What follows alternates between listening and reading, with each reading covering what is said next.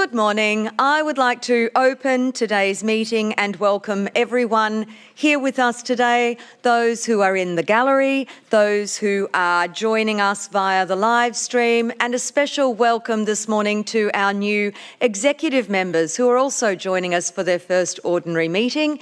Welcome to everyone. And I invite you to stand as Councillor Broderick acknowledges the traditional custodians of the land on which we meet today. Thank you, Madam Mayor. The Sunshine Coast Council acknowledge the Cubby Cubby peoples and the Yinabara peoples whose lands and waters we all now share.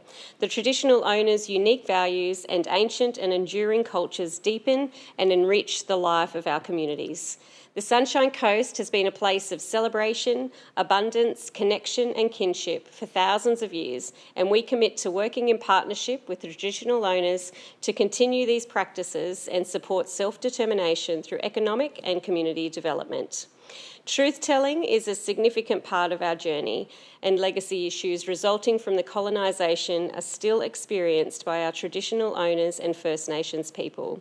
We are committed to better understanding the collective history of the Sunshine Coast traditional owners and the experiences of the First Nations people.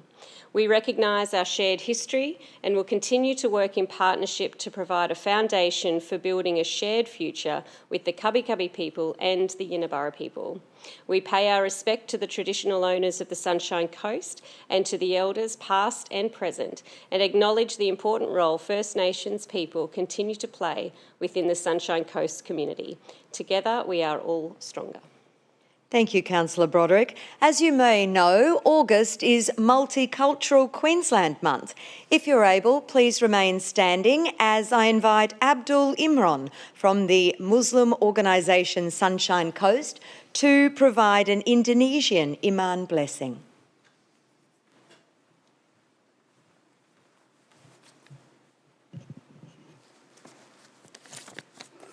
Good morning, everyone. Morning. Assalamualaikum warahmatullahi wabarakatuh. Bismillahirrahmanirrahim. Alhamdulillahi rabbil alamin. Ar-Rahmanir-Rahim. Maliki yawmiddin. Iyyaka na'budu wa iyyaka nasta'in. Ihdinas siratal mustaqim. Siratal ladzina an'amta 'alaihim ghairil maghdubi 'alaihim waladdallin. Translated as, may the peace, blessing and mercy of God be upon you all. In the name of Allah, the most gracious and the most merciful, all praise and thanks all to Allah, to God, the Lord of the Al-Amin, mean mankind, jinn, all that exist in this world. The most gracious and the most merciful, the only honor and the only ruler, judge of the day of recompense and the day of resurrection. You alone we worship, and you alone we ask for help for each and everything. Guide us to straight way, the way those whom you have bestowed your grace, not the way of those who earn your anger. Rabbana atina min ladunka rahmatan wa hayyi' lana min amrina rashada. Our Lord, bestow on us mercy from yourself and facilitate us for our affair in the right way. Amin. Amin ya Rabbal Alamin. On behalf of Muslim Sunshine Coast community, we say thank you for inviting us. Bless you all and good morning. Have a nice day. Thank you so much. Thank you. Have a beautiful day. Please be seated, everyone.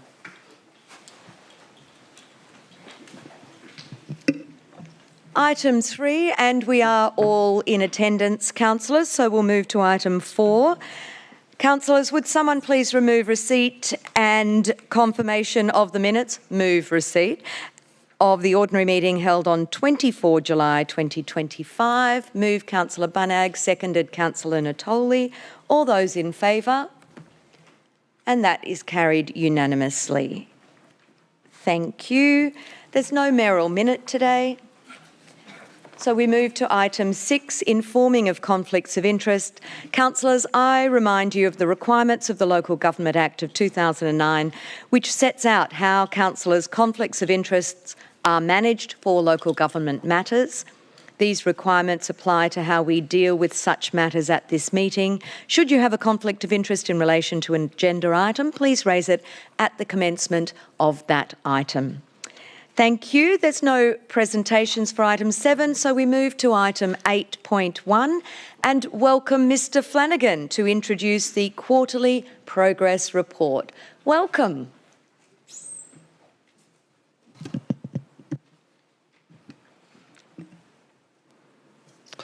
Good morning, Madam Mayor, councillors and members of the community either joining us online or in the gallery today. This report provides the Chief Executive's progress report for quarter 4 of the 24-25 year. It covers the period from 1 April to 30 June 2025. The report provides Council and the community with an update on the progress of the implementation of Council's operational plan for the 2024-25 year, and therefore the progress that's been made in advancing our vision and corporate plan goals over this time. As the final quarterly report for the financial year, the quarter 4 report not only provides details of the highlights made during the quarter, but also provides a good summary of Council's performance over the 12-month period. The Chief Executive Officer's progress report provided in Appendix A provides details of all 86 activities that were prioritised within the operational plan. And as the CEO's report, I will actually hand over and invite the CEO, John Baker, to provide us an overview of the operational plan delivery over the year, as well as some of the key highlights during the quarter. Thank you, Luke, and I'm very pleased to present the 4th and final quarterly progress report for 24-25 financial year. And that, of course, as my colleague has said, is outlining the progress of activities within the operational plan for 2024-25 for the period 1st of April to the 30th of June 2025. I'm proud to report that 87% of operational plan activities for 24-25 were successfully delivered at the end of quarter 4, and 11 of these activities were delayed, not able to meet expected timeframes or indeed budget requirements due to a range of factors which continue to be proactively managed throughout the year. Of these 11 activities, 6 have been carried over into the 25-26 operational plan for completion alongside new projects and new deliverables. 4 are on track to be completed in the first half of this financial year, and 1 remains on hold pending future organisation and service review planning. Detailed information on all 11 of these activities is provided within the report. Now, I'd like to bring your attention to several key highlights from this quarter. $968,000 was awarded to 287 not-for-profit community organisations. Also very proud that the Cubby Cubby People's Aboriginal Corporation joined Sunshine Coast Council, Unity Water and the Queensland Government to become a partner, an official partner in the Blue Heart Sunshine Coast project. There are major construction contracts for the stages of the Mooloolaba Foreshore Revitalisation project, the Central Meeting Place and the Southern Parklands seawall. They were awarded, of course, enabling the commencement of major construction. Some of that has already commenced. Artificial intelligence tools were introduced to improve the efficiency and responsiveness of our customer service operations. And the Corporate Plan 25 to 30 came into effect from July and guided the development of our operational plan for 25-26 and, of course, the annual budget, setting our vision, our goals and priorities for the next 5 years. I'd also like to acknowledge that achieving 87% completion is a significant result, given the adverse weather events experienced throughout the year and the organisational realignment changes that have been made to help improve efficiency and focus on community priorities. This performance reflects the strong resilience and commitment in our organisation, and I personally would like to extend my sincere thanks to all of the staff for their professionalism and dedication during this time. Now, as we close out 24-25 financial year, in addition to our staff, I'd also like to thank Madam Mayor and the councillors and our valued volunteers and partners in the community, all of whom help to deliver. Indeed, some are essential to the delivery of our operational plan, and they contribute to our connected, to our livable and thriving region. Thank you. Happy to take questions. Councillors, can I have a mover for this? Councillor Hungerford, and a seconder, Councillor Broderick. Councillor Hungerford, would you like to open? Through you, Madam Mayor, I'd like to point out that this is the quarterly progress report for the final quarter of the quarter 4 of the 2024-25 financial year. That is from the 1st of April to the 30th of June 2025.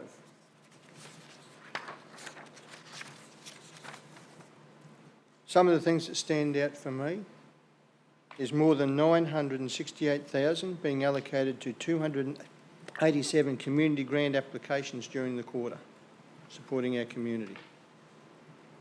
In fact, more than 5.6 million has been awarded to over 198 community groups throughout the 24-25 financial year. That's a significant investment in our community. 75.1% of Council's total available procurement spend for the quarter went to local businesses, this totalling 94.4 million, supporting our local business, supporting our local economy. Council invested 8.8 million to resurface or rehabilitate 63 kilometres of sealed roads, with 36 projects completed during the quarter. Now, noting in quarter 3 we had prolonged wet weather, including the impacts from Tropical Cyclone Alfred. So this significantly increased the workload in quarter 4. But getting that amount done in that time was an outstanding result from our staff and the contractors dealing with difficult conditions. But most importantly for me, as we go into this financial year, is as part of the 25-26 budget development, our commitment to transparency and continuous improvement. An independent review of Council's long-term financial plan was commissioned in June 2025. This review was initiated after a discrepancy was identified in the way depreciation was forecast and reported, which is critical input in our long-term financial planning. So we look forward to that work and getting this budget set down and get us in a strong position for the future. Madam Mayor, we're achieving a lot. We're continuing to do that each year, but it's been focused, and we're focused on where we're delivering it in our community. And I think the community can be proud of the fact that the council is committed to our local groups and our local businesses and building a stronger economy. Thank you. Thank you, Councillor Hungerford. Councillors, would anyone else like to speak? Councillor Broderick. Thank you. Through you, Madam Mayor. Thank you, Luke, for bringing this report. I know you and your team work really hard on this, so thank you. And it's exciting to see the things that we've actually achieved over the last quarter, which is great. So I really appreciate these their quarterly reports. Exciting news this week as well, as the councillors were able to go in and have a look at the new Caloundra Library facility, and that'll be officially opened in September. So that's been a long time coming, and that's going to bring a huge amount of services and resources to our community down the southern end of the coast, which is fantastic. So we'll look forward to that opening as it comes as well.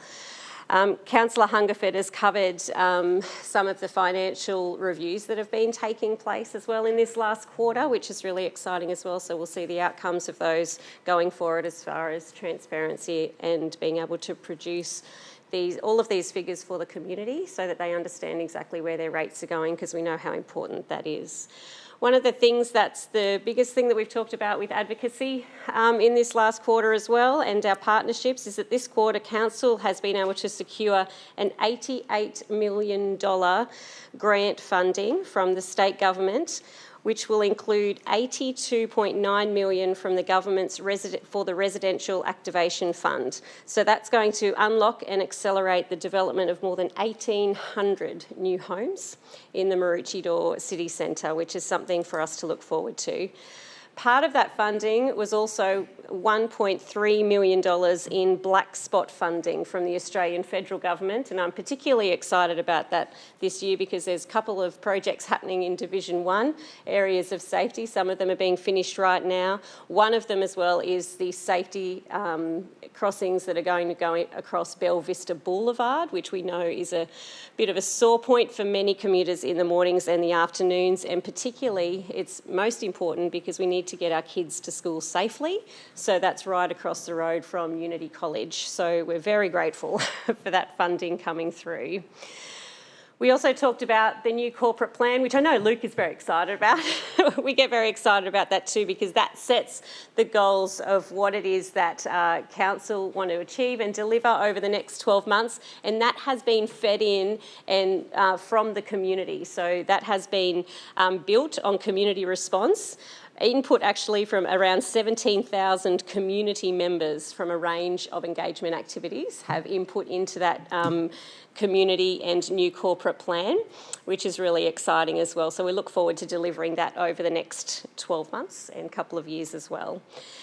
Councillor Hungerford has already touched on our incredible amount of grant funding that we've given to our community groups, which is really important because that enables us to help empower and support our community groups to do what they do best. They know our communities better than anybody else, and that enables us to help support them. So it's really exciting. Also, one in there that we haven't talked about yet is that we had over 4,273 hectares of landscape and garden beds maintained this year. And we know that from the residents' point of view, that's probably one that we get most feedback about, I guess we'll call it, is mowing and gardens and keeping the maintenance of those. So we're really excited to do that. In fact, I was talking to a business owner in Glasshouse only this last week, and he said to me, Jenny, we're already noticing the difference because of the focus that we're putting on keeping the grass and the garden areas maintained across Division 1. So thank you to the team for the great work that you're doing out there. Really appreciate the work that we're getting done. And, you know, I couldn't not help but finish with a few bits of stats and data, Madam Mayor, because you know we like those. Yes. But this last quarter, last quarter alone, we've had 62,000 customer contacts, which is a slight increase of 1,783. We've had 4,002 people visit in person to Council. We've had 26,473 phone calls that have been answered, and we've had 23,796 emails that have been responded to from residents. And can I just say a massive thank you to our customer service team as well for the way that they look after all of those and get those out in a timely manner. So thank you, Luke. Thank you for the report, and thank you to all of our staff who continue to do an incredible job. Thank you. Thank you, Councillor Broderick. Councillor Burns. Thanks, Madam Mayor, through you. Just a question to start with. Mr Flanagan, I noted just in the report, for a question under the funding partnerships as part of the outstanding organisation component, it just says that Council's advocacy has assisted in securing funding for the Sunshine Coast Direct Rail project. Can I just confirm, is there new or extra funding for the delivery of the rail project? Because I'm just wondering, it just sort of suggests that. It would be exciting. Through the Chair, no, there's no additional funding being allocated to that project. That commentary in the report talks to the advocacy campaigns that were run as part of the state and a federal election.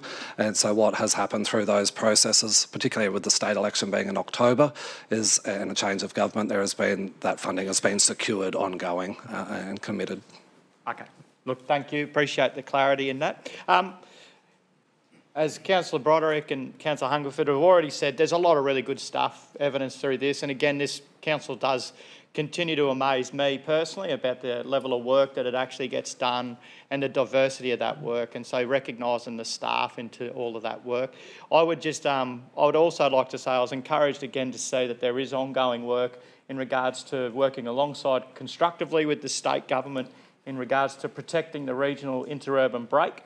We recognise the importance of that piece of land for us as a region, as it really helps identify who the Sunshine Coast is, where we start and where we end. And I know that that's a really vital part of our region, but also of our environmental credentials. So thanks, Deb, for the work that your team are doing there. And further into that is just the recognition of the growth that we are experiencing as a region. We've got the planning scheme out currently.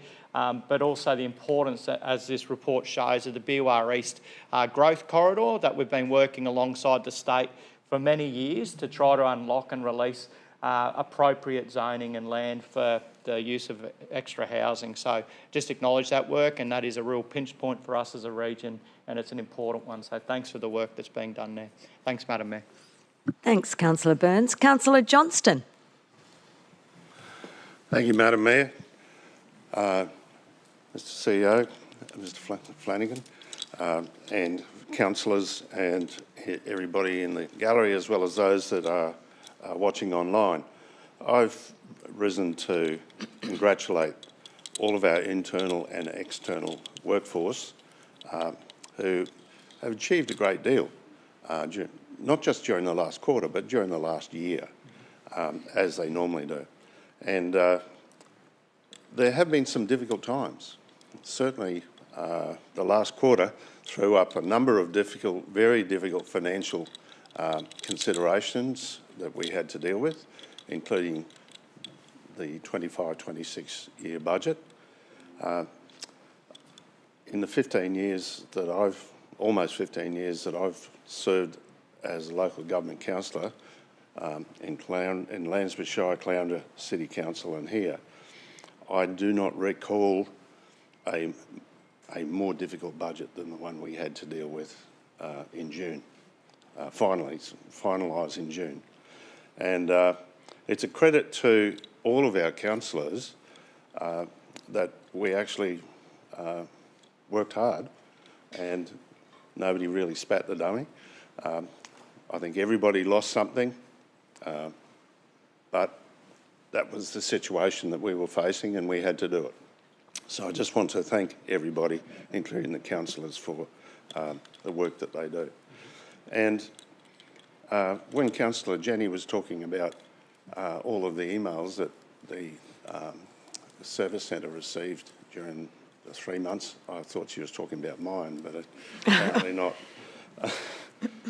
It seemed that way anyway. The only area that I do want to sort of interrogate a little bit is the Strategic Asset Management Plan. This is something that's been hanging around for a few years, and it's pleasing to see that we expect to have it finished this financial year. Luke, do you have any idea when this financial year is likely to be finished? Through the Chair, just to touch on probably a couple of components there has been quite a lot of work done on asset management planning, so I don't want to suggest that there hasn't been work done there. There is 13, I believe, asset management plans that have progressed, and then there's a strategic asset management plan that will sit over the top of those. My understanding is that that is due to be presented back through the next budget process, so somewhere around that sort of December to March period that it should be complete. All right, thank you very much. My major concern in relation to the issue is the fact that not the fact that it's going to be completed, but what surprises there might be in there as far as assets that we actually have, which are either obsolete and are still on the schedule, assets which we have which aren't as part of the schedule, and whether that will have any further impact on our depreciation each year. So I'm looking forward to it, because I honestly do not believe that any business can run itself properly unless it clearly understands what assets it has, what assets it has a responsibility to maintain and to renew. So it's pleasing to see that that's going to be finished. Thank you. Thank you, Councillor Johnston. Councillor Natoli. Thank you, Madam Mayor. Through you, to John, Luke and the executive team, the great work that you've done in terms of dealing with a lot of the challenges. Councillor Johnson just mentioned the challenges through the budget and finances, and obviously it does impact all our staff. But on top of that, the weather. We noticed here the Honey Farm Sports Complex is substantially delayed, probably will be 12 months behind because of the enormous amount of rain. And when you consider our outdoor staff have to work in the same inclement weather, and they continue to keep this place looking great. So it is a challenge for them, but again, my compliments to the staff, in particular those that are working outdoors, the work that they do to keep this place looking as good as it is and functional. I did want to raise one aspect here. The Palmview infrastructure agreement that the three land owners have come up with and finally reached an agreement, which is a really good outcome, but we know the history that we've seen one particular landowner there and the delays, and my concern is that I would like, through the CEO, to have a list of what those infrastructure agreements and what is to be delivered within that infrastructure agreement. So what infrastructure is to be delivered? I want a timeline for delivery, and I want to understand, be kept up to date in terms of the monitoring and whether they're actually delivering that infrastructure on time. So I think as a council, I think for us, keeping our eye on the ball, as we are with a lot of other things, but I understand Councillor Dixon's frustration, the community's frustration out there that we have a developer that's been given the job to develop. This is agreement number 3. We just want to make sure that there's confidence amongst us that it might be on paper, but I want to see it delivered, and I want to see it delivered on time, and I want to see the benefits for our community. Thank you, Councillor Natoli. Councillor Suarez. Thank you. Through you, Madam Mayor. I have a question to start with. Item 2.1.5, which is advocate for the protection of the regional interurban break. I know that this council has been advocating for it long before I came to council, so a very long time. There's been a number of factors that are outside of our control that have happened quite recently with the call-in of the Coochin Creek applications. We have our planning scheme out for consultation at the moment. My question is, I know that the council has made some advocacy efforts to the state government regarding the interurban break. Can you please outline, and I'm not sure if this is yourself, Madam Mayor, or the CEO, or Deborah Robinson, what advocacy we have done in this last quarter to protect the interurban break? Thank you. Deborah Robinson is going to come to the podium. Thank you, Deborah. Thank you, Madam Mayor, and thank you for the question, Councillor Suarez. We have been working very closely with the state government, particularly around some of the outcomes of the current South East Queensland Regional Plan.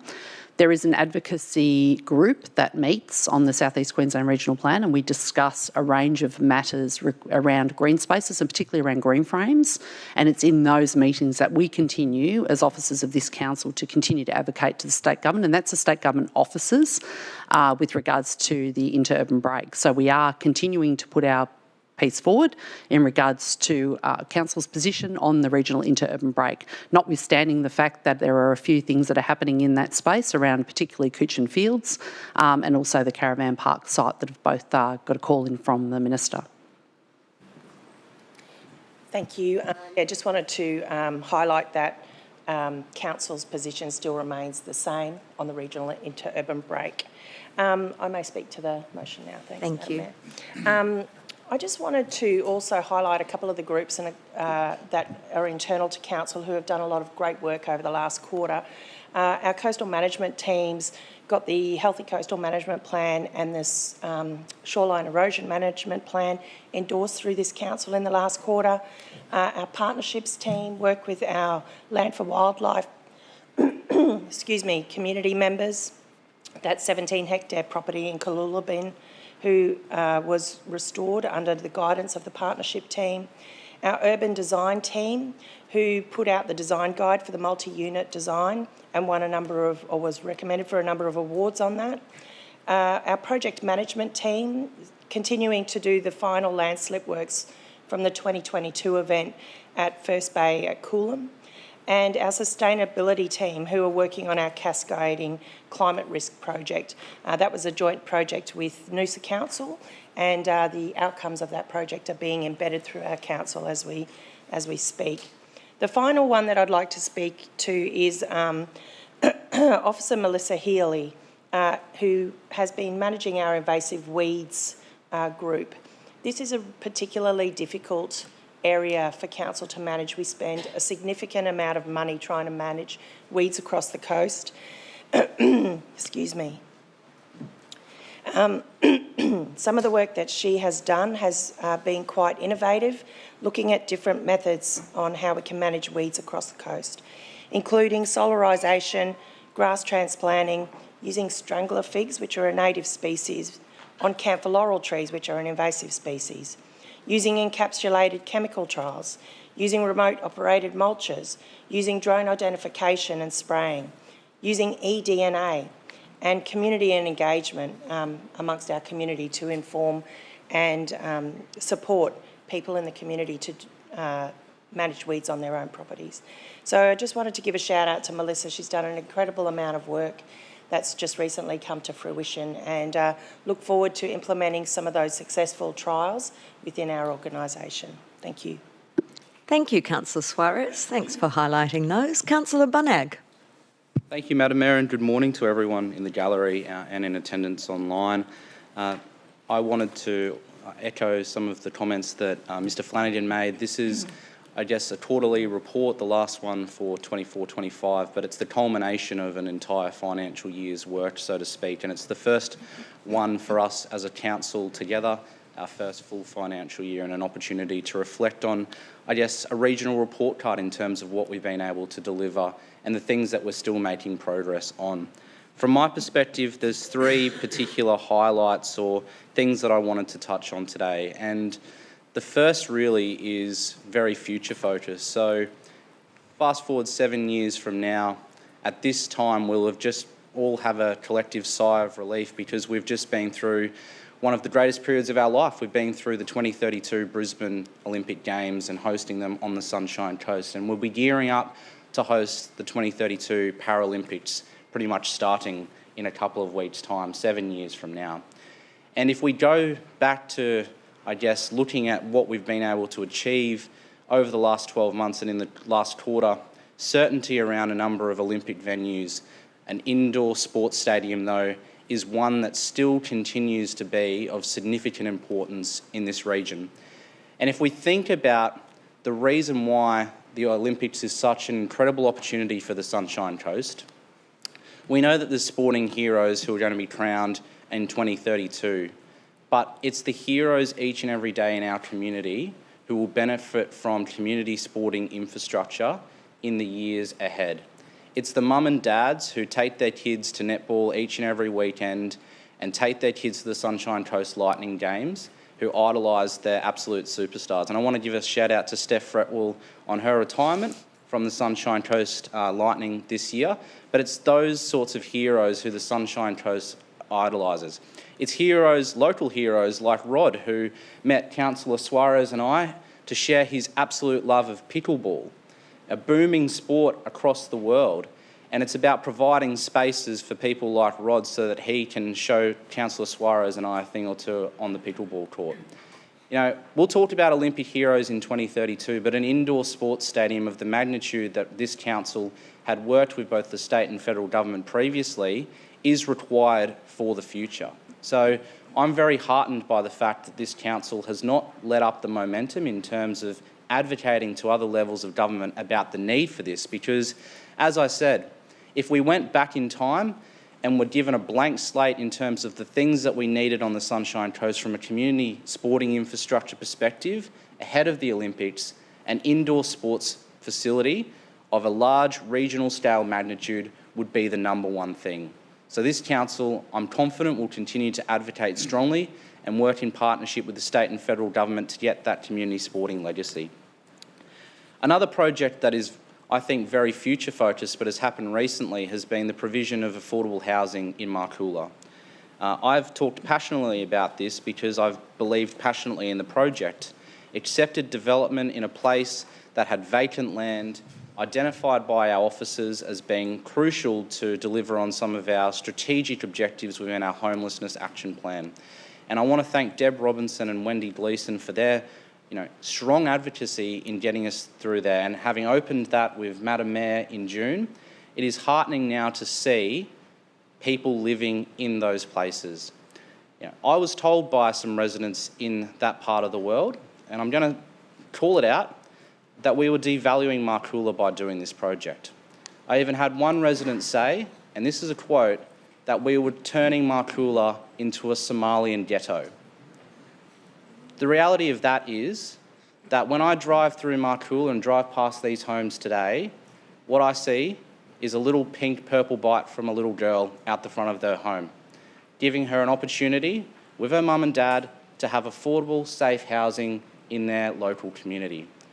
And I guess that adds to the conversation about why we have campaigns like Shine a Light on Racism, which I'm not going to dive in today, but what it shows is that sometimes progress is difficult. Sometimes change, as good as it is for that local area and for the people who live in that area, sometimes is difficult and incremental. But I thank our officers for persevering through that process. The last thing that I wanted to touch on very, very briefly was around our financial management, and Councillor Johnston has made reference to that. The progress report makes reference to an independent financial review that's been completed, and I know there's many people in the community asking questions about where we're going. Councillor Bunnag, would you like an extension of time? Yes, I would. Thank you. Councillor Johnston, seconded Councillor Hungerford. Those in favour? That is carried unanimously. Thank you, Councillor Bunnag. Thank you, Madam Mayor. Where I was going with that is there's been a lot of people asking questions, receiving rate notices about our financial position, and they're really absolutely valid questions. And from a council perspective, I think we have an obligation to be very transparent and clear with the community about the reasons why we've ended up in this position, which we have been to date, but also how we get through this process and move forward with a future focus so we can deliver the things that people in our community keep saying that they want. Because no one has come to me, like Councillor Law has previously said, and asked for us to do less. They just haven't. So how do we continue to deliver the services and the service levels that the community expects of us? And I think what is really important is that this council works very closely with our officers and the community to develop a framework for us to report back to the community very clearly about the progress we have made and about the work that we have done to understand how we got in this financial position and the way forward. And that's what the community expects. They don't expect us to have the answers today, but they expect us to have a framework to provide information and to provide guidance on how we are going to improve our financial position. So I want to close by thanking the staff, thanking the councillors for a fantastic financial year, and look forward to another one in 25-26. Thank you, Councillor Bunnag. Councillor Law. Thank you. Through you, Madam Mayor. And CEO, an amazing year, and we've heard how much has been achieved and completed and done on behalf of our community, Sunshine Coast. I particularly want to focus on our community portfolio work and the work done over the 12 months, but specifically in this last quarter on community development and the amazing work of Kerry Forrest and her team in supporting all areas of our community, from young people to old people, to help people become healthy through the healthy programs and healthy ageing program. To our Youth Academy, who delivered Youth Fest recently, which is about the young people of the Sunshine Coast developing a program of works through a forum to help young people remain well and healthy and look after their mental well-being. So it's quite remarkable what they are achieving within that part of our council work. And to see that all but about 2% of our community plans for the year have been completed is exceptional, and credit to that team. And particularly at the moment, drawing attention to the work that PJ, Kerry, Rachel, everyone who is involved with dealing with the current escalation of homelessness that has happened over the last 4 or 5 months and is really coming to a heightened frenzy at the moment. That's not the right word, but I think you get the intent behind what I'm saying. And we have got huge amounts to do. We've heard of how we have worked with Councillor Bunag of delivering on community affordable housing. And we want to do a lot more of that, and we need the state government to get more invested with us to actually come and bring forward the solutions we've been talking about for a long while. And I do have to mention one of the last achievements of the quarter when we endorsed the stretch wrap, a quite amazing achievement through our First Nations partnership team, who have taken engagement with First Nations community to another level to be able to put together a stretch wrap for this organisation to deliver on in the next 2 years that will lead the way and show the way for other organisations, big and small, across the Sunshine Coast and the region, on this is how you can do genuine reconciliation work to improve and enhance the lives of all First Nations people through regular, real opportunities in our community. So yes, we're achieving a lot, we're doing a lot, and we've heard about the progress, not only in affordable housing, but also for services for our community. And Councillor Broderick mentioned the soon-to-be-opened library in Caloundra, and a fantastic service provision for our community, a modern, up-to-date library. But I do want to draw your attention, please, Mr. CEO, to item 1.2.5.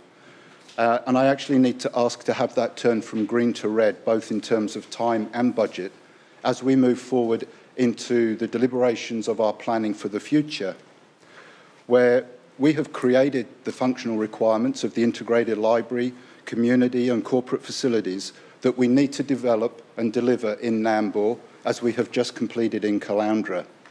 And I want to draw everyone's attention how we need to revisit 1.2.5, and we need to find a way to bring that back so that it is actually delivered for the community of Nambour. Where if you're looking to see the benefits and the good of a library, then you need to be delivering those free library services in a community that needs that sort of opportunity for the education of the young people.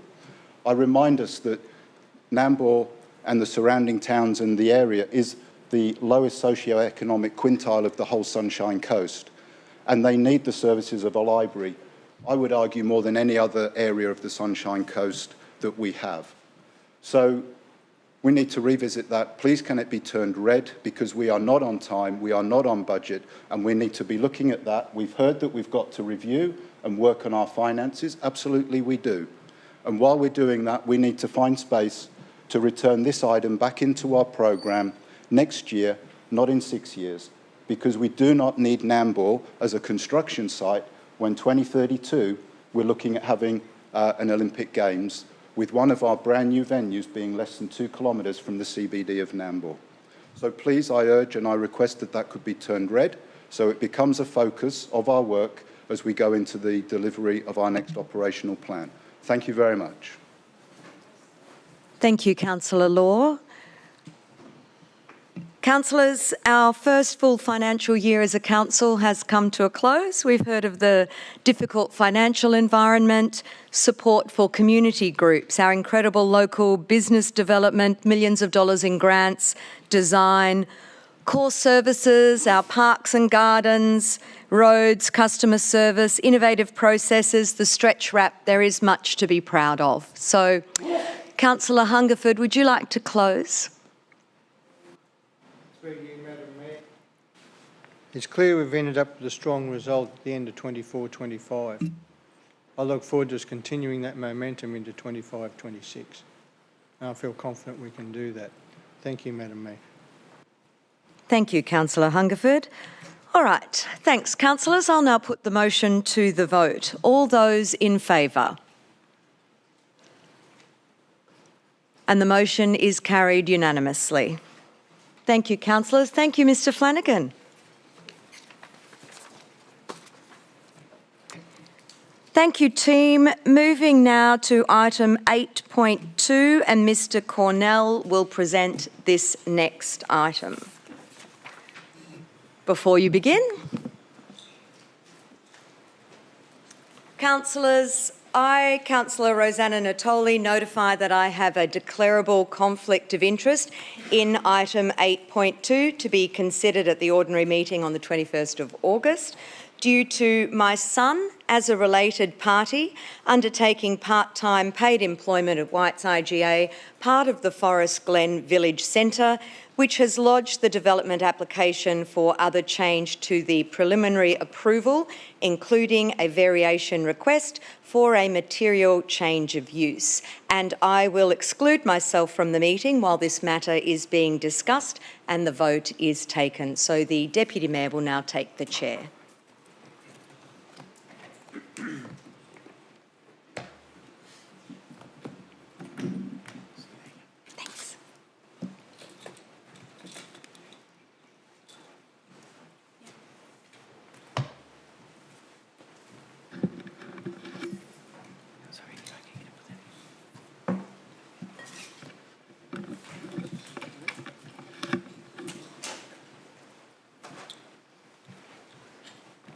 Thank you, Madam Mayor. Councillors, Councillor Natoli.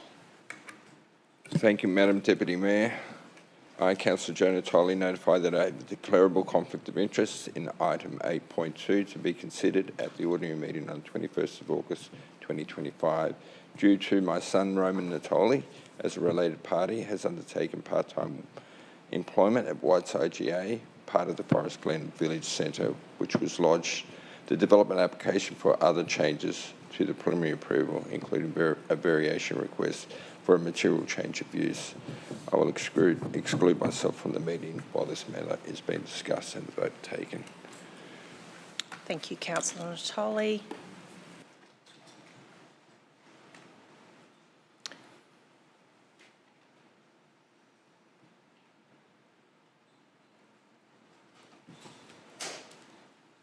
Okay, Mr Cornell, would you like to make your presentation? Thank you. Thank you, Madam Deputy Mayor, and good morning, councillors. The item before you today is another change to an existing variation request at Monschool Road, Grammar School Way and Village Centre Way in Forest Glen. The subject site is located on the eastern side of the Bruce Highway and forms part of the broader Forest Glen local centre, which includes the IGA, Canara Marketplace and small shops fronting Mons Road. Grammar School is located to the north and a retirement village is located east of the site. So the requested changes to the variation approval include precinct plan changes, changes to the gross floor areas and pedestrian connections, introductions of new commercial and community land uses and their levels of assessment, and changes to the maximum gross floor areas for precincts C and F. During the public notification period, there were 6 submissions that were received that were all in support of the proposed changes, noting a need for further childcare and educational uses, no further impacts to adjoining uses, and that the uses are complementary to the local area. So the assessment considers those changes to the gross floor area, land uses, precinct changes, and the removal of the pedestrian link through the site connecting Grammar School Way and Village Centre Way. So in regards to the gross floor allowances, Although there's an increase in this application, the original approval in June 22 allowed 20,290 square metres of gross floor within the overall development, with 12,090 being split across precincts D and F. A reduction was approved in January 2024, and this new change will result in the overall floor area being reinstated. In relation to the changes to the level of assessment and the proposed land uses, all of the proposed business uses except for the garden centre are already permitted land uses in the precinct closest to the retirement village to the east. All proposed uses are fundamentally business activities and they are consistent with development in the local centre. As such, there's no additional impacts for those residences to the east which cannot be addressed through subsequent MCU applications. In regards to the new uses, an economic impact assessment supports childcare and shows a strong level of community and economic planning need for the childcare centre and educational uses on the subject site and is recommended. As seen on the slide, the precinct plan has changed a number of times since the original approval, with the first precinct plan on the left, and so that includes the removal of precinct C, now increasing the size of precinct F from 3,085 square metres to 6,029 square metres, and decreasing the size of precinct D from 6,952 square metres to 6,480 square metres. The precinct boundaries are similar to that were previously approved, with the exception of precinct C being absorbed into precinct D, and there's no planning reasons to object to this change. The requested changes of the precincts results in the removal of the pedestrian access that was noted through the site from Village Centre Way to Grammar School Way and would have likely resulted in a poor pedestrian outcome. The assessment team have negotiated with the applicant via a signed infrastructure agreement to a proposed alternate access route, including a pedestrian pathway running north to south along the western side of Grammar School Way, adjacent to the frontage of Lot 22, as well as the construction of a raised crossing along Grammar School Way constructed by the applicant. Should Council undertake those works as part of its capital works program, the applicant would contribute up to $250,000, which is expected to cover the full cost of construction of the footpath and the raised crossing. In our opinion, this outcome presents a better overall pedestrian outcome, and it's at no cost to Council and is recommended to be supported. And on that basis, the application is recommended to be supported, subject to the changes to the conditions identified in Appendix A. Thank you, Mr Cornell. Do I have a councillor prepared to move? Councillor Hungerford, seconded Councillor Dixon. Councillor Hungerford, would you like to open? Through you, Madam Chair. I moved this with a lot of relief today. When I first came along, this has been about 20 years of my being a councillor getting Forest Glen to where it's functional. When I first came along, the only word I had for it was a basket case. Inefficient road systems, a school with only one access onto a T intersection against the highway. Number of buildings there that weren't even approved. They were just built with no strategic intent. And so I was very pleased when we looked at, okay, how do we make this area functional again? And we brought in emerging community zoning on there to give us flexibility as it redevelops to get the outcomes there. And I'd like to congratulate Mr Cornell and the Planning Department over the years of driving this and negotiating with each development as it comes along. There's more to go, but this is going to be an area that really shows a local centre that's functional. With the new Grammar School Way, giving the school a better access there, and the main roads doing the upgrade of the highway and the on and off ramps and everything there, and we've all coordinated this together. I'm very pleased with where this is heading, and it's going to take an area that was very dysfunctional and make it functional over time, and working with each applicant to come along to drive better outcomes and look at things that need adjustment there. And so some of those applicants actually taking those things on board, like you see here today. That's really improving Forest Glen, and I'm very much looking forward to the further stages of development here to get that whole centre becoming from what it was to where it will be, and it's emerging at the moment as a standout and showing how a local centre can function for the local community. So I'm very pleased to move this today and see this further development in helping Forest Glen become a very functional centre. Thank you. Thank you, Councillor Hungerford. Are there any other councillors who'd like to speak? Councillor Dixon. Through you, Madam Chair. Thank you for the opportunity. I think credit where credit is due. Councillor Hungerford should be acknowledged, also the council staff, both in development assessment and strategic planning, because if you look at what Forest Glen was before, I think people are getting quite worried about, well, what's the intended purpose? You've got some industrial uses, commercial, you had the old strip in town, and I think it's really advanced a lot. You've got the introduction of new connecting roads and a roundabout. You've got a new road into the grammar school, which has significantly helped with the traffic pressures. And you're probably wondering, well, why is Christian Dixon interested in Forest Glen? Well, the truth is, I actually drive up from Palmview and Harmony to Forest Glen. That's my local centre. That's where I head. And I actually think that the council and the local developers have done a fantastic job. Whether you've got the barber on the main street, the butcher, the IGA, you've got a local cafe, you've got talks about a childcare centre into the future. I mean, it's really going to complement the centre. And the fact is, you've got Mons and Forest Glen residents with a place of purpose, a place that they can actually go a stone's throw from their home to get down into the centre of Forest Glen. In fact, I'd go as far to say that I think the outcome's fantastic. And we've had a lot of pushback from the community over the years around development and tree clearing to allow the local centre. But the truth is, I think most people see a high degree of value in having that local centre available for residents. So I just wanted to take a second, I don't do this too often, but just to acknowledge my colleague, Councillor Hungerford, and the council staff. It's not in Division 6, but I certainly do use it and know a lot of people in my area that go to Forest Glen. So I would say thank you to the staff and the councillor today. In terms of what's on the screen, I think it's a fantastic proposed change. We all know that more needs to be done. In fact, people are continually asking, what about the ballot slots? What's happening? There's still a lot of vacant land in the Forest Glen Local Centre area that needs to be developed. And this is another step on that journey. I'd fully back this and again thank the team for their efforts. Thank you, Councillor Dixon. If there are no more councillors who would like to speak, I will put the motion to the vote. All those in... Oh, sorry, apologies. Councillor Hungerford, would you like to close? Just to reiterate again, this is work in progress. We've come a long way. There's more to go, but we're heading in the right direction. And again, thanking the staff for their efforts in this area to make this a functional centre from what it was to where it is today to where we're heading. I am very excited about it. Thank you. Thank you, Councillor Hungerford. If there are no more speakers, I will now put the motion to the vote. All those in favour? And that's carried unanimously. We'll just wait, Madam Mayor and Councillor Natoli, to re-enter the chambers. Thank you.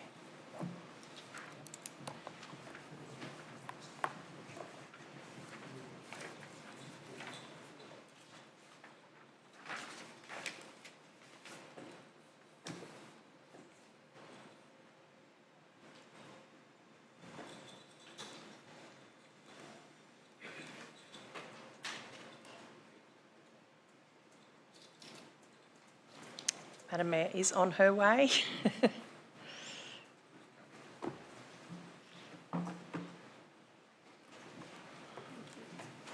Thank you. I'm not leaving.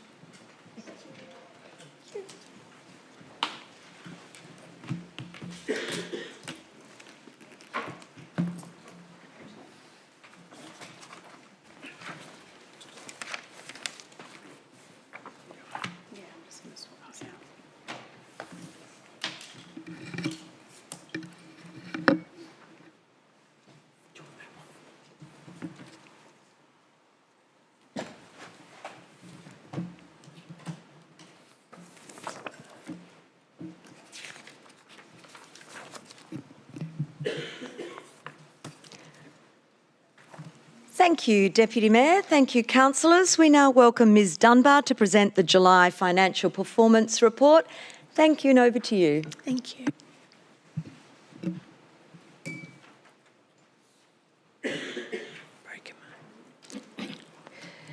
Good morning, Madam Mayor, councillors and council executive team. I'm here to present the financial performance report for July. At the end of July, the council operating result is an operating surplus of $207.5 million, which is $4.1 million above the year-to-date budget. The variance is due to revenue being higher than budget by $766,000 or 0.3%, and expenses being lower than budget by $3.4 million or 6.45%. The total significant revenue variances include net rates $685,000 below budget, fees and charges are above budget by $385,000. Contributors to the above budget include holiday parks and development services and Park Smart parking infringements. These are partially offset by lower revenue in the health licences, permits, revenue and refuse tip fees. Other revenue is currently $1.3 million higher than year-to-date budget, with notable contributions from the Resilient Rivers SEQ funding, $775,000, and revegetation offset revenue of $313,000. Interest received from investment is $111,000 lower than year-to-date budget. Expenditure variance is materials and services, below budget $3.5 million. Key areas contributing to the lower than expected year-to-date spend include waste, $558,000, environmental operations, $540,000, transport network operations, $409,000, and parks and gardens, $397,000. Projects are also currently underspent year to date in the information technology projects, and levy programs are also underspent year to date. The total capital works program has progressed 4.4% with $11.5 million expended, which is $3.9 million lower than year-to-date budget. The core capital works program has spent $8.4 million, which is $829,000 lower than year-to-date budget. As of 31st of July, the Council's cash balance, excluding trust, is $176 million, with unrestricted cash at $32.5 million and restricted cash at $143.5 million. Council's debt at the 31st of July is $443 million, with new borrowings for the 25-26 financial year totalling $51.6 million. Council currently has two investments totalling $30 million, with term deposits maturing between 90 and 364 days at a weighted average interest rate of 4.6%. Current risks to Council that are outlined in the report. Key elements of the 25-26 budget are based on management estimates and assumptions, in particular for rates and charges, revenue, which includes population and property growth forecasts, interest revenue and finance costs, which include interest rate forecasts. Depreciation includes asset valuation, useful life and asset condition estimates, and the recurrent capital expenditure includes non-capitalisation estimates. Management has used its best endeavours and judgment to determine suitable estimates and assumptions based on the available data, with reference to independent sources and relevant historic information where possible. There is a risk that actual results may vary from the estimates, and material variances will be monitored and reported to Council through the monthly financial report and periodic budget reviews. Council's operating result does include savings initiatives of $13 million, $7.5 million of which is attributed to the employee vacancy rate. Failure to achieve the budgeted operating result will negatively impact Council's financial sustainability both in the short term and the long term. Ongoing monitoring is also required to ensure the Capital Works program is delivered within the approved budget and scope. And the recommendation today that Council receive and note the report titled July 2025 Financial Performance Report. Thank you, Ms Dunbar. Councillors, can I have someone move the motion? That is Councillor Hungerford, seconded Councillor Broderick. Thank you, Councillor Hungerford. Through you, Madam Mayor. As was covered through there, and I'll just go through them again. As of the 31st of July, we've got an operating result of $207.5 million. Now that's $4.1 million or 2% above the current to-date budget.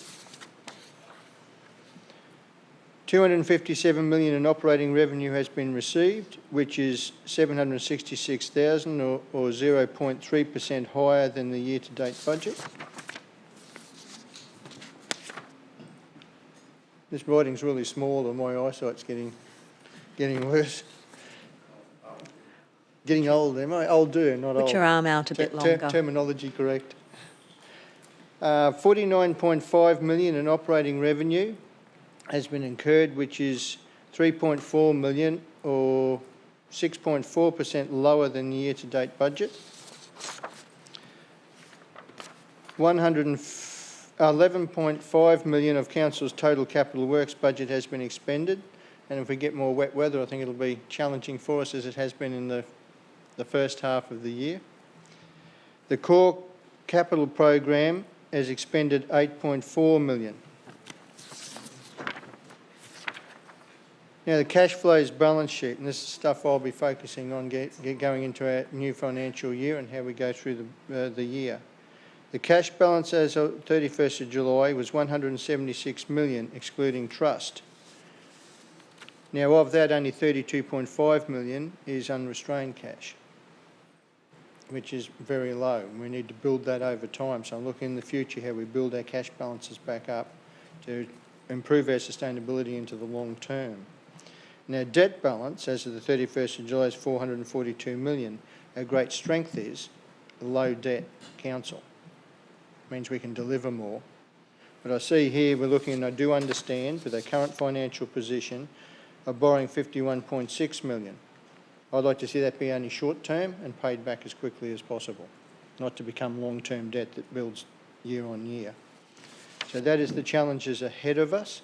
I believe that we're well positioned to handle that. I look forward to that independent financial report coming through to give us our true starting position in this budget, what we've got to build on going into the next year's budget after that. So we've got to be very focused. It's a very tight environment, but because we're focused and we understand that, we can get it right if we apply ourselves diligently. Thank you, Madam Mayor. Thank you, Councillor Hungerford. Councillor Johnston. Thanks, Madam Mayor. I'd just like to, on the full agenda, page 115, what is it, page 159, about the grants. There's one of those grants there that says, where is it? Mooloolaba Foreshore, Stage 2 seawall. There's a grant there for Mooloolaba, but it shows as Division 5. It should be Division 4. Can you just fix that, please? Oh.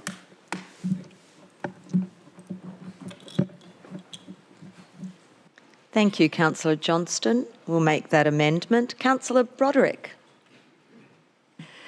Thank you, Madam Mayor. Thank you, Sharon, and to your team for this report. I've actually just got a few questions to go through first, just keeping in mind that I recognise that this is the July monthly report. This is not our annual report, so which we'll be eagerly looking forward to. So from that point of view, our financial year has just started, which is what this report is today as well. So I just wanted to bring our attention to that as well. Just keeping in mind as well, the first thing on people's minds at the moment are rates. Could you just let us know what percentage of the Sunshine Coast have currently paid their rates, please? Yep, so through the Chair, as of 2.5 weeks after the issue date, there are 25.3% of properties have already paid their rates. The total number of notices issued were 163,168. Thank you. And are we seeing an increase in people taking up the option for monthly payment plans and direct debit plans? So through the Chair, yes, we have had an increase of 391 properties who have opted for a payment plan compared to July 2024, and an increase of 8 properties taken up the option of a payment plan compared to January 2025. Yeah, thank you. I just wanted to bring that to everyone's attention, Madam Mayor, that facility is still there, so you can call council and ask to pay for your rates on a monthly basis. We know things are tough, and that might just help. Yeah, so thank you, I appreciate that. There are lots of figures that we've just had up in front of us, so I only want to ask about a couple of them. We talked about $51.6 million in borrowing for this year. Could you let us know what that's for, please? So through the Chair, so Council currently operates a central treasury model, and as such we don't generally provide debt for specific projects or assets, but we're rather using that debt to finance Council's balance sheet, with the exception being for strategic projects. So we haven't specifically identified, they will be for capital works projects, but we haven't specifically identified exactly what that funding is for. Thank you. And can you just explain what our debt policy is around that, just so people are aware of, if we're going to borrow this, how long have we got to pay it back? So through the chair, the debt policy does state that the normal is that council only borrow for projects that are revenue raising, but we also, but that's just a guideline, but we also, and majority of the debt is only borrowed for 12 years. Great, thank you. Thanks, Madam Mayor. I'll just hold for now. Thank you. Okay, thank you, Councillor Broderick. Councillor Landsberg. Thank you, Madam Mayor, through the chair.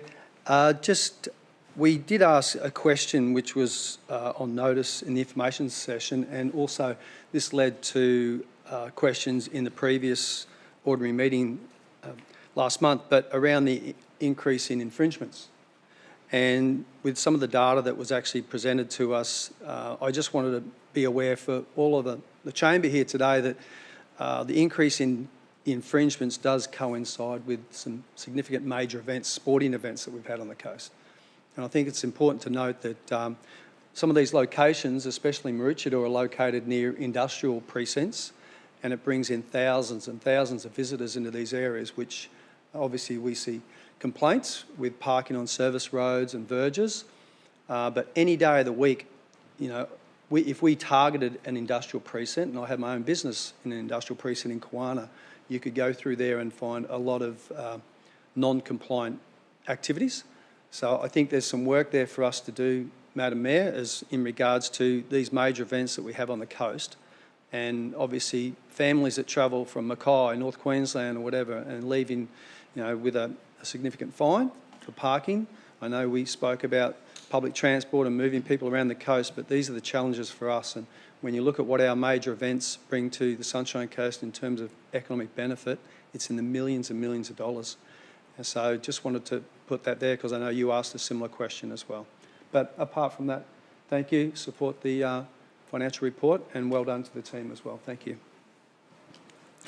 Thank you, Councillor Landsberg. Councillors, anyone else wish to speak? No? Councillor Hungerford, would you like to close? Just to say we're in a good position because we've identified the problems early and we've taken steps to rectify those, and we're looking at how we apply ourselves over the next year and into the next budget again will be very important. But I believe because we're focused and we're aware of what's in front of us, we can get this right. Thank you.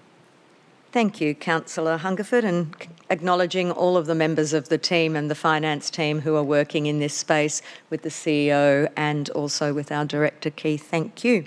Okay, I'll put that motion to the vote then. All those in favour? And that is carried unanimously. Thank you. Thanks, team. So we move now, thank you, to item 8.4, and Ms Wex will present. Thank you. Good morning. Thank you, Madam Mayor. Good morning, everyone. I'm here to present the second interim audit report for the 24-25 financial year. So I haven't quite caught up to where Sharon is yet. I'm still finishing off 24-25. So the Queensland Audit Office, the Council's auditors, they visit us at least 4 times a year. They came along for the second interim audit in June, which also included a systems audit. As you can see, they've been here in January and March for planning in the first interim, and they're back on the 8th of September to do the final audit of the 24-25 financial statements. Now, it's a legislative requirement that any time the Queensland Audit Office provide a report to the Mayor, it must be presented to the next ordinary meeting of Council. And here we are. So the results of the second interim audit, as part of that, the auditors assessed the design and implementation of Council's internal controls relevant to the financial report. So this allows them to ascertain whether they can rely on the numbers in our financial report based on our systems and our controls in the background. Based on the results of their testing, they they can rely on our financial systems and processes. So we do have an internal controlled environment that supports their audit strategy. In the event we didn't, they would have to do a lot more testing and they would charge us more for the audit as well. So this is a good thing. As part of the second interim audit, the auditors identify any issues along the way. Now, there's a list there of significant deficiencies, etc. So if they've identified a significant deficiency, it means it needs to be resolved as soon as possible. We have one prior year significant deficiency still in progress regarding assets. We have some deficiencies there, and you can see one of them's already been resolved. That was around payroll. There's a few there resolved pending audit clearance. We might think we've resolved them, but they always check before they sign off, obviously. And a few in progress there. We have a financial reporting issue that's in progress and an other matter. So what an other matter is when they identify a business improvement opportunity, council can decide to fix it or not, but we always do. Our milestones are all on track and our audit fees are currently on track. So the audit schedule, as I mentioned, they'll be back on the 8th of September for the final audit of Council's financial statements, and they'll then provide certification. Well, actually, the Mayor and CEO will certify them once the audit's over, and then the auditors will come back and give us their audit opinion. Now, the statutory deadline for us submitting the final statements to the Auditor-General is 31st of October, so that schedule allows for that to happen. Council's financial statements will be presented to the November ordinary meeting for adoption, along with the annual report. In terms of the issues that that the auditors have identified, they are monitored by the Audit Committee and reviewed regularly. Thank you. Thank you, Ms Wex. Councillors, can I have a mover? Councillor Hungerford's first in the air again on this one. It's your favourite. A seconder, Councillor Broderick. Councillor Hungerford, over to you. Anything to do with finance? I know. A question first. An unmodified audit's the highest you can get. It's a clean bill of health. How many of those have we received now? Oh, good question, Councillor Hungerford. I think it's 15. I'll have to check. Every year since Council was formed, we've had an unmodified audit opinion. So however long that is. That's what I'm always happy about. Because the Queensland Audit Office performs these audits annually for all councils across Queensland. They're checking to see that ensure that our statements give a true and fair view of council's financial position and financial performance and cash flows for the relevant year. This is a requirement under the Local Government Act and the Local Government Regulation 2012. As I've said before, council has consistently received an unmodified audit option, meaning the financial statements in all material aspects give a true and fair view of council's financial position. And you said it's 15. I thought it was a little bit more than that, but yeah. So the Queensland Audit Office has performed their second interim audit on council systems and processes during June 2025. Based on the results of testing completed to date and the resolution of prior year issues, and there's still some being worked on there, but they're works in progress, the Queensland Audit Office have determined Council's internal control environment supports an audit strategy where they can rely upon Council's controls and reporting. That's a very strong statement, because not a lot of councils get that. I think there's only a handful in the state that are in a strong and neutral position. So with that, we're in a good place there, and I'd like to thank the finance team for the work they do in that and working with the Queensland Audit Office to present those papers and where they can say we have an environment that they can have confidence in doing their assessment, and that's been done consistently. So always I congratulate the finance team because there's a lot of work goes into that. That's a major achievement. I'm happy with the position we're in, and I look forward to that unmodified audit coming down in October, I think it is. So I'll be going home and celebrating that one again, because I take great pride in the fact this council does it consistently, year on year, and that's a credit again to the finance team. Thank you. Thank you, Councillor Hungerford. Councillor Law. Thank you. Through you, Madam Mayor. And I think I've got a comment and a question that maybe for the CEO could help us with. And as Councillor Hungerford has just said, 15 unmodified audits, and the Queensland Audit Office has confidence in our systems, and yet I sit here not having confidence in our systems on what we're getting. So could there be, from the relevant staff members, some explanation of how the Queensland Audit Office have confidence, and yet I don't, and I suspect there may be a few people around the table who also don't have confidence in what's been going on? Thank you for the question, Councillor Law, through the chair. And my colleague may well want to comment on this as well. I think there's a difference, and certainly we were very open recently about some of the contradiction between what we have been submitting to the Audit Office and indeed how we translate that into the management accounts, particularly around the issue of depreciation. And so that was quite publicly discussed. I do know, actually, the Wurley government has just recently formed a depreciation task force that has been set out to find solutions to some of these issues more broadly within the sector. So I don't think it is particularly, or I don't think it's just uniquely a Sunshine Coast Council issue. It is, the submissions that we've made are accurate, but I do believe that the translation of that from those to the management accounting process needed some further work, and I'm glad to see that as a sector now we'll be tackling that issue.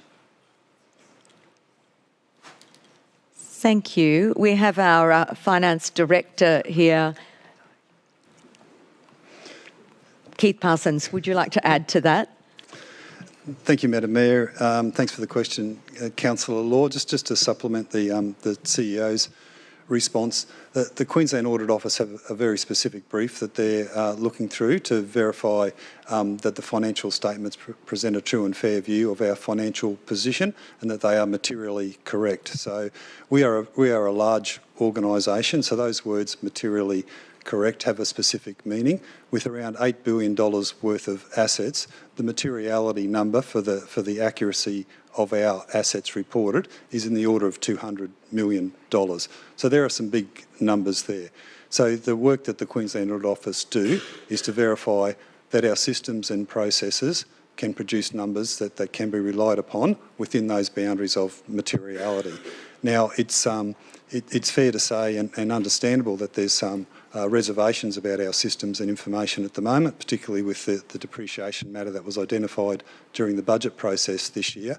There are a range of audit issues that the Queensland Audit Office have identified, and there are matters that we are working on there. So some of those matters have been outstanding since the 21-22 financial year and are still not yet resolved. So I think it's fair to say the Queensland Audit Office are forming an opinion, and part of their opinion is you have a range of issues in your systems and reporting that need attention, and they've made recommendations for us to attend to those matters, and we're progressing with that work at the moment. So they're not saying things are perfect, they're saying work needs to be done.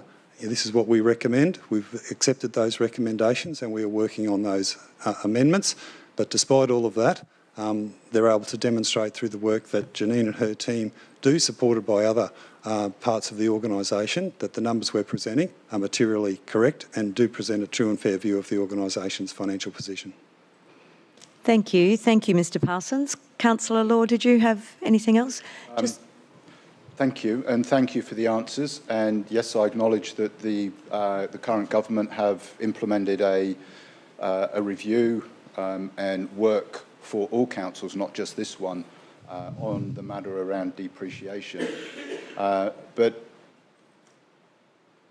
I spoke earlier around the challenges in my community in the hinterland of Division 10, where they see a significant project removed from our program at the same time as the revelation of significant challenges with the depreciation that we've heard of. And I'm having continual questions around, are the two things connected and related? and it's still quite hard to see the light through that. So I understand what we're being told today, but the conversations in the community are seeing that the hinterland and Nambour are missing out because of previous decisions that were made on what appears to be unreliable information. And you're explaining how the Queensland Audit Office can look at our records and say, yes, we're doing all right. But I feel, and I know that there's a lot of work going on, and thank you for that, Mr. Parsons, around unravelling the issues to make sure we don't do it again. But it's not generating a lot of comfort and certainty for the hinterland community at the moment. And I feel that we need to do more work on that, and maybe there needs to be some good information provided to the community that explains what's just been explained to us here, and that can be done in an easy English process so that there is some real clarity about the reality of what's going on. Because it remains challenging for me to hear that we've had another unmodified audit and everything is fine and happy. And I understand the response and I appreciate the feedback from both you, Mr. CEO, and Mr. Parsons on this. But we need to get some clarity so that we are all 100% crystal clear on this, and we can give a good, consistent message and understanding to our community so that they are able to get a better understanding of where we're at and why some very significant decisions have happened in the last few months. Understand what's going on. Yes, I'll be supporting the audit process. I'm going to be real keen to have a look at some of those older items. You mentioned the 21, 22, to make sure that through the new lens and leadership you're bringing, that we can resolve those and get everything balanced and get those things working better so we can make better decisions. Thank you very much for those answers, and I think I would like another request, if I may. There's a lot today from me, sorry. But can we find a way of making sure that we have some really clear, easy English, this is what it all means, and so that our community, and particularly my community who are struggling with this, understand what is going on and why certain things have happened. Thank you. Thank you, Councillor Law, and never be sorry for asking questions in the chamber or anywhere else. I know that was rhetorical, but thank you for that. Councillor Burns. Thanks, Madam Mayor, through you. It's just following on a little bit. I have asked this question previously, but just for the sake of our community, under the audit report, one of the deficiency areas is around the controls and processes to mitigate risks arising from the incomplete, inaccurate data in the corporate asset management systems. And I note that in the status, it just says that progress on this issue has stalled due to deliverables. Are you just able to clarify for the council, but also just our community who might be listening, what we're doing to unstall that process, just to ensure that we've got great asset management understanding? Through the chair, thank you, councillor. Yes, we were trying to resolve that issue as part of our day job, which was not able to be done. So now, thankfully, it's been taken over by IT, and it's a project in itself. So we'll have good people on board to sort out the issues between the two asset management systems, and that's targeted to be complete by the 30th of June 2026. Wonderful. Thanks for the clarity, and I do appreciate that we've just been able to maybe find a more effective way for us to deal with that, and appreciate the work of the digital services team into that process as well. And I'm sure on behalf of all the councillors, we look forward to seeing a really clearly aligned and coherent form for our asset understandings moving forward. So thanks for the response. Thank you, Councillor Burns. Okay, councillors, no further questions? Councillor Hungerford, would you like to close? I will, Madam Mayor, and I'll point out that most councillors have had projects pushed out. I know I have, I think most of us have. But that's for us to work through in future years, through the budgets, with the parameters we have in each financial year, and where the priorities are. So it's been more than one project.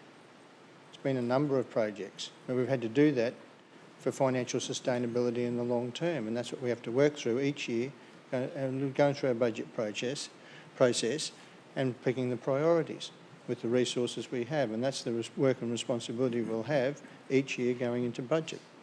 So with that, Madam Mayor, this is about the audit.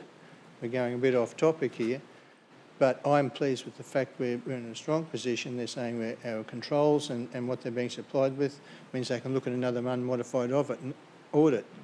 And I think we'd have to be the council in Queensland for the most in a row. I don't think anyone would be ahead of us that I can think of or I've seen. So I think that's a position we should be proud of, and the community can be proud of as well. Thank you, Madam Mayor. Thank you, Councillor Hungerford. Councillors, I'll now put the motion to the vote. Those in favour? That is carried unanimously. Thank you. Thank you, Ms Wicks. Thank you, Mr Parsons, Mr Burns. Thank you all for coming there.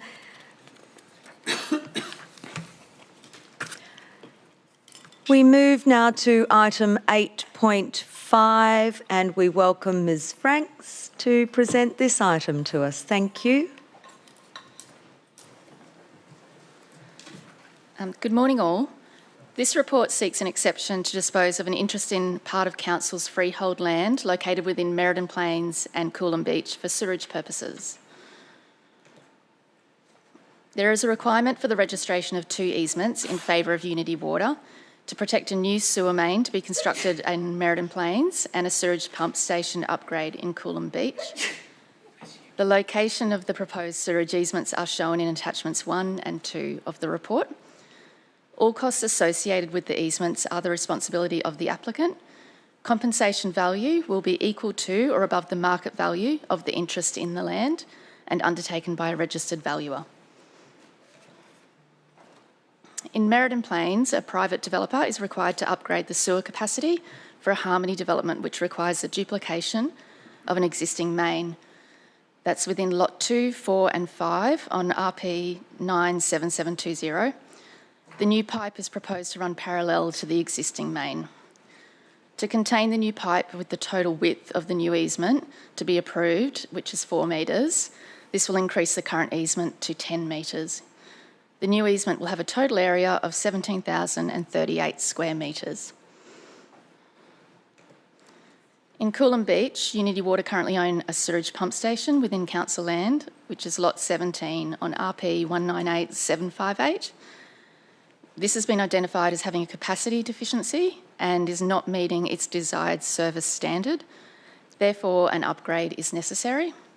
A larger easement area is required for the upgrade to cover the increased size of the new asset. Unity Water is proposing to the surrender of the existing easement and the registration of a new easement to protect the sewage pump station. The proposed new easement will have a total area of 1,093 square metres. The recommendation is for Council to resolve that an exception to the tender or auction process applies, as the disposal of Council's interest over Lot 2, 4 and 5 in Meridian Plains and Lot 17 in Coolum Beach is to a government agency, being Unity Water. Thank you. Councillors, can I have someone move the motion? Councillor Dixon and a seconder, Councillor Suarez. Thank you, Councillor Dixon. Yeah, through you, Madam Mayor, I put my hand up because I didn't see anyone moving quickly on this. However, I do note that it does appear to travel through Division 3. Thank you, Councillor Tim. However, the beneficiary in some of this report is actually the Harmony estate itself, which is in Division 6. I've got no concerns with the report, and as always, I believe Councillor Winston and I get early updates in regards to these matters. May I also use this opportunity to single out Lee Pryor, who's in the room today. I actually want to compliment Lee for the work he's been doing with local community groups and residents in Division 6. I will do this because there are times when councillors and the council executive are told that working with council staff can be difficult. In fact, it's the other way around. Lee's gone out of his way to assist people recently. In fact, he helped out some pensioners in Division 6 last week, and I just want to acknowledge him for that because made their life a little bit easier that day when we gave them the good news. All in all, again, a standard process. We need to be doing this. In fact, the property department have been moving quite quickly with some of these requests as well, which I am quite impressed with. Thank you. Has my full support. Appreciate your time. Thank you, Councillor Dixon. Councillor Suarez. Thank you. Through you, Madam Mayor. I'd like to echo the statements made by Councillor Dixon. Emma and Lee spent some time with me out in Division 9 just yesterday, dealing with some property-related issues, and their approach is really welcomed. So thank you for supporting the community. In regards to this agenda item that's in front of us today, I will just speak to the Coolum Beach easement change that's being proposed, and just wanted to highlight that Unity Water identified that deficiency at the Coolum pump station there from 2021, and that was due to population growth. I know we have a lot of discussion in this room about population not being delivered north of the river, and that's definitely not the case, and this is proof of that. So I thank Unity Water for their efforts in increasing that infrastructure to meet those population demands and the future population demands that will be placed on the Coolum Meridian local plan area with future population growth. So I will be supporting this report. Thank you. Thank you, Councillor Suarez. Councillor Burns. Thanks, Madam Mayor.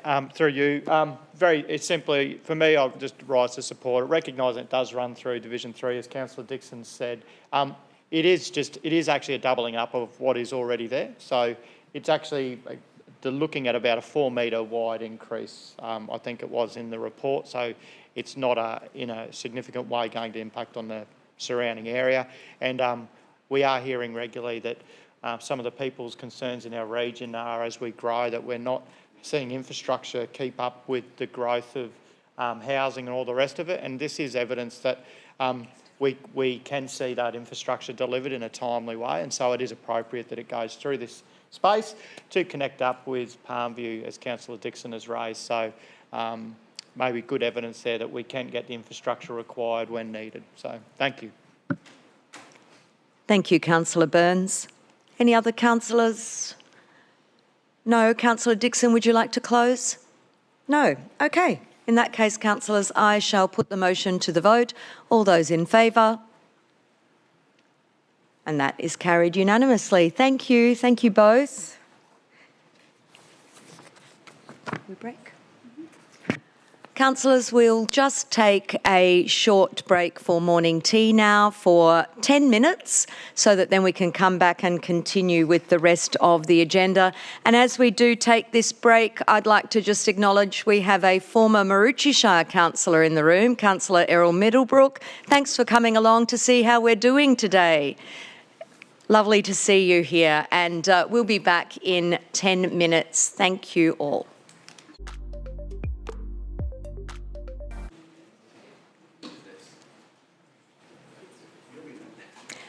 Thank you, everyone. As we continue with this morning's meeting, we have Mr Brewer to present item 8.6, Invasive Plant Surveillance Program and the Biosecurity Act of 2014. Thank you so much. Over to you. Good morning. Good morning. Thank you, Madam Mayor. It's this exact time 3 years ago I was here before Council to seek your endorsement of the current invasive plant surveillance program that is about to expire in a couple of weeks' time. This program before you today is really about like a driver's licence renewal. There are really no changes to what we're doing, how we do it, the legislation. It really just gives Council the ability to continue to work with the officers to work with the community to protect our environment. So the Queensland Government Biosecurity Act, the purpose of the Act is to protect biosecurity risks on human health, social amenity, the economy and the environment. Under Section 48 of the Biosecurity Act, local governments have a number of responsibilities. First of all, to ensure that they look after any land under their ownership or control, and that includes assets. Council last year in 2024 approved a new biosecurity plan, and that's not Council's biosecurity plan, that's a biosecurity plan for the region. So it takes on board anyone living in the Sunshine Coast area. It meets our commitments to work closely with other government agencies, nearby councils and land managers to try and have a one tenure approach. So we are trying to coordinate responses. We assist the community with invasive plant education, and the council has been really supportive of that through the environment levy, funding that we've had for I think nearly 10 years now. And we provide the community, and this is probably the most important part of the program, we have a bit of a different approach here at Council. It's really about building partnerships with the landholder as we are invited on the property to provide that surveillance, but also manage those lands if people aren't doing the right thing. So as I said, biosecurity responsibilities, whether or not you know it, you all have a general biosecurity obligation under the Act. As I said, local governments have that obligation for a number of things, but this report today is really about allowing us to do the property inspections to identify and respond to what we call regulated invasive biosecurity matter. Landholders, and this Act's a bit different to the previous Act that was around. It's not just about the owner of the land anymore, it's the occupiers, or in the Act we talk about people responsible for the biosecurity matter. They have obligations, and the Act talks about people now taking reasonable and practical measures to prevent or minimise biosecurity risks. So what are we targeting? There are a lot of plants and animals in the actual State Act, but for this Sunshine Coast local government area, the biosecurity plan that rolled out in 2024 after consultation with stakeholders and council internal staff have 68 priority regulated plants in the Act, and there are 20 unregulated plants that are significant to the coast.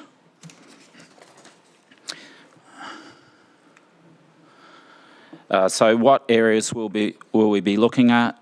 From consultation with Biosecurity Queensland, they actually wanted us to include the whole of the local government area, which we've done, but we will be prioritising the localities that are on the screen there. Some of those localities were in the last report, and our approach has been through consultation with a number of stakeholders is to start at the top of the catchment and work down, and there are a number of reasons for that, so that's where we continue. Just with the consultation with Biosecurity Queensland, the last report I presented to Council was we were only focusing on properties 4,000 square metres and above. Biosecurity Queensland have asked us to remove that size restriction, so smaller properties will also be inspected now.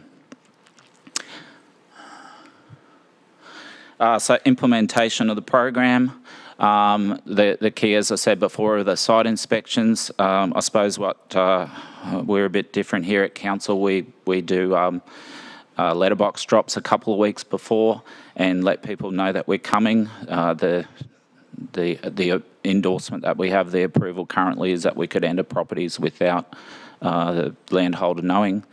So generally the data I've got is that 80% of landholders will be with the council officer or there at the time, so we can run through what the property inspection finds.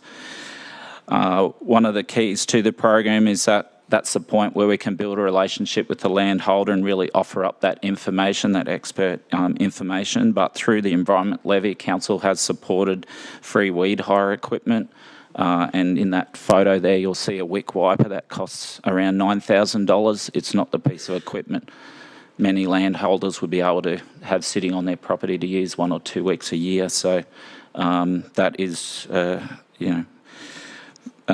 taken up by a lot of landholders. And then we get to the compliance side of things. We do come in with as I said, with a approach of working with the community and landholders. However, where people don't respond, we are required to issue a biosecurity order, which is our compliance phase under our Council's compliance and enforcement program. Policy, sorry. So the results, what I can say is that 78% of properties are meeting their general biosecurity obligations. That's either as we enter or after a very quick chat and a bit of adjustment with how they're looking after the property. 14% we've had to issue advisory notices, so that is part of the Act now, is that we can't issue a order on someone till they're made aware of their obligations. So 14% receive just the advisory letter, and they make the required adjustments to their land management. However, 8% fail to respond adequately, and we issue a biosecurity order. So in the last 3 years, I have had it confirmed the info this morning. It was only 0.2% of all properties we inspected were enter and clear, and those 2 properties, the landholders are actually welcoming us in to do the work because they're just having some trouble with managing it. So the officer recommendation is just to authorise the invasive plant surveillance program so that we can continue to do our work with the community. Thank you. Thank you. Councillors, can I have someone move the motion? Councillor Suarez, and seconder Councillor Johnston. Thank you. Councillor Suarez. Thank you, through you, Madam Mayor. Thank you for the report, Jason, and I welcome this program to be reinstated again for the next period that Council is required to undertake this work.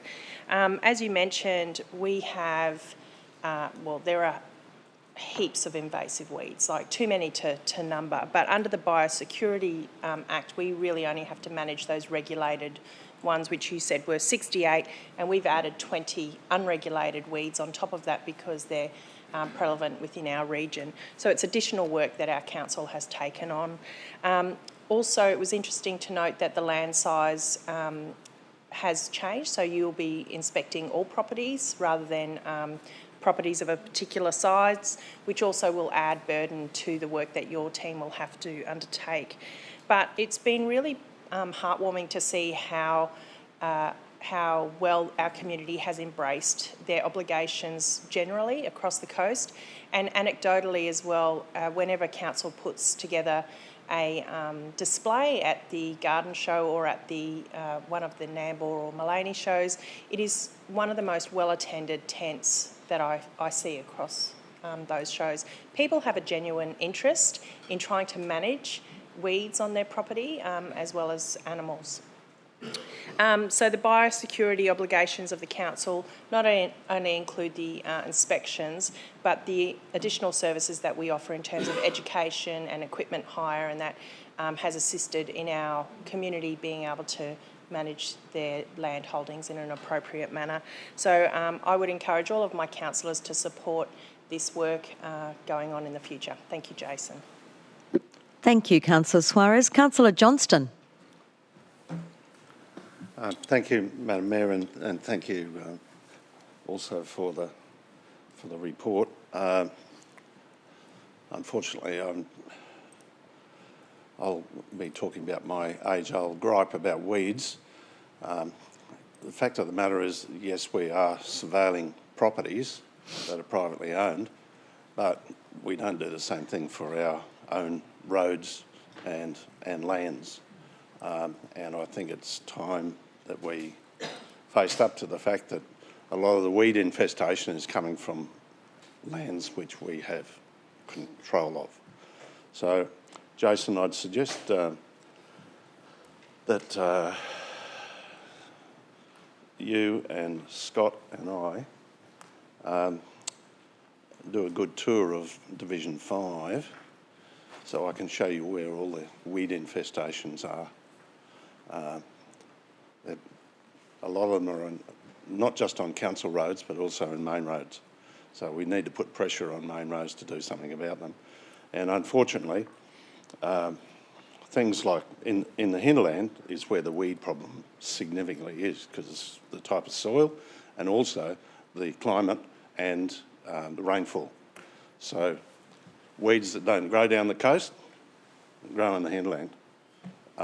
and weeds like bitter bush that grows down the coast you don't see up in the hinterland either.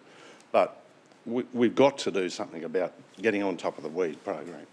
And I've talked to the CEO about how we manage weeds.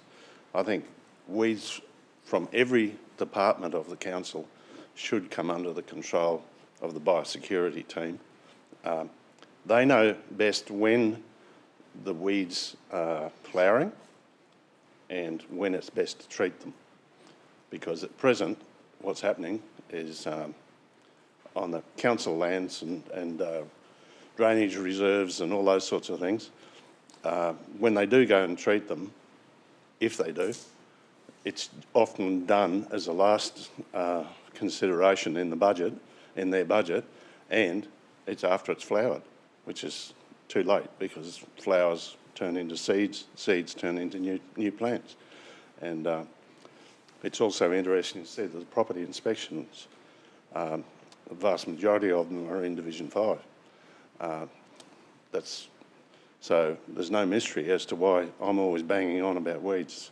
But I really encourage the team to keep the hard work up, but also to expand it through maybe Scott's team and the environment team to pick up those areas which have got a lot of weeds on them and nothing's been done about them. Thank you. Thank you, Councillor Johnston, and we'll confirm throughout the process which of the new directors this will sit with so that we can facilitate going forward your tour around your division with Mr Brewer and a director to make sure that those weeds are identified and you can talk about action being taken. So thank you, Councillor Johnston. Councillor Broderick. Thank you. Through you, Madam Mayor. Thank you to the team. I've actually, just recently I told you about going to one of the education sessions that we had in Glasshouse too about the weeds, which was really well attended. And just a shout out to our team that was there as well. It was well attended and we had lots on display and lots of questions answered. So thank you for that. And I learned a few things too. So, and I'm actually one of the recipients of those mail deliveries as well as a property owner. So that's really helpful because there are a few things on there that I was completely unaware of, like the fact that you could borrow equipment from the Sunny Coast Council. I don't know how many landowners know that or don't know that. So then my question would be, is that a well-used resource and do you need more? Through you, Madam Mayor. Yeah, it's a very well-used resource. We've got all our equipment out basically full-time. Some of that, the wick wiper I talked about, that's not a one-day hire like when you've got big properties. It's several weeks to run through that. We initially started with the environment levy, just had one wick wiper and, you know, like a spray pack and a few booms and that. As the program continues and we have more uptake from the community, we continue to add. But our funding for that program is stable, so we don't have any capacity to add to it. I'm sure if we had more equipment, it would be out there. There is a waiting time for equipment. Yep. Yeah, thank you. That's really helpful. And just a small question: how is it that you measure the effectiveness of this plan? Sorry, Shannon's just going. Ultimately, we'd love to see, all of our weeds gone, but how is it that we measure how effective we've been? Sorry. Through it, Madam Mayor. In the biosecurity plan, there are performance measures now in the attachment to that plan. I'm on the biosecurity working group, which meets today at 1, where I talk to a lot of the stakeholders in council. That is now in the Pulse. It's not a mandatory reporting tool in there, but it is now being reported on through the Pulse system that council uses for its reporting, for the quarterly reporting. Thank you. And just following on from what Councillor Johnston was saying, how is it that we as council determine what the priority areas are for us in treating the weeds across the region? So obviously there's a lot of weeds in a lot of places. How is it that we determine what our priorities are to fix? Through you, Madam Mayor. There are a whole range of, like today, for instance, it's raining. There's not much spraying happening today, so. But generally, every 2 years there'll be a drive along the 3,130 kilometres of road reserve that we have. 2 officers will go out and map those areas. Any of council's officers or contractors that see weeds, we have mapping layers in our corporate systems where we will log that information. The property inspections that Mark's team officers do, if there are issues on those road reserves, they'll be mapped. Priority-wise, depending on the time of year, and as Councillor Johnston said, if there's a key time of year where the uptake of that plant will take the herbicide, we will do it then. But, you know, when we're in significant drought, as we were a few years ago, it was very difficult to treat.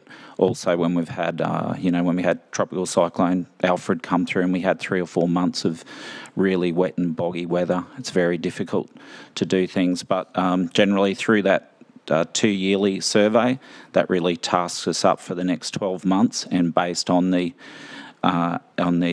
subsequent inspections by Mark's team to see how effective the treatments were, there may be further follow-up treatments. And how is it then that we work with state and federal governments on dealing with these issues? Madam Mayor, currently we are a contractor to the main roads road reserves contract. That's been in play for a few years. That has a limitation on the funding with that. So at the moment, I think there are 150 sites that they've asked us to look after. So we've been doing that. And as far as the other different agencies, we work with them as well. Thank you. I know that was a lot of questions, but I'm too interested in weeds having half the division in the hinterland as well. And just following on from what Councillor Winston was saying as well about working across all departments, I think you probably all do a bit of that already, but even more so in that a very small example that I have is, we might have contractors go through that might mow, but then they leave a tree and then that tree, which is a weed, suddenly becomes bigger, and then it becomes a bigger cost. So even having an understanding of that and looking at the way our contracting is done as too could have effect right across the board. So thank you to you and your team for your work and for the education, because I'm certainly valuing it. Thank you. Thank you, Councillor Broderick. I have a quick question. When you talked about the smaller properties, Mr Brewer, instead of 4,000 square metres, what sort of impact is that going to have on your team's operations? Yes, Mayor, it will slow us down a bit, but some of the properties that we look at currently might take us half a day or a whole day to do, but we're getting through a lot of hectares. It will just mean there'll be, probably half an hour conversation with a very small property, maybe like, I don't know what your property is. If it's an 800 square metre property, we'd still have to go around and have a look around the site, and there may be questions. So it will slow us down a bit, but if there's not much there to look at, we'd move on. So I don't know if that answers your question, but Biosecurity Queensland have asked us to do that, so that's what we'll do.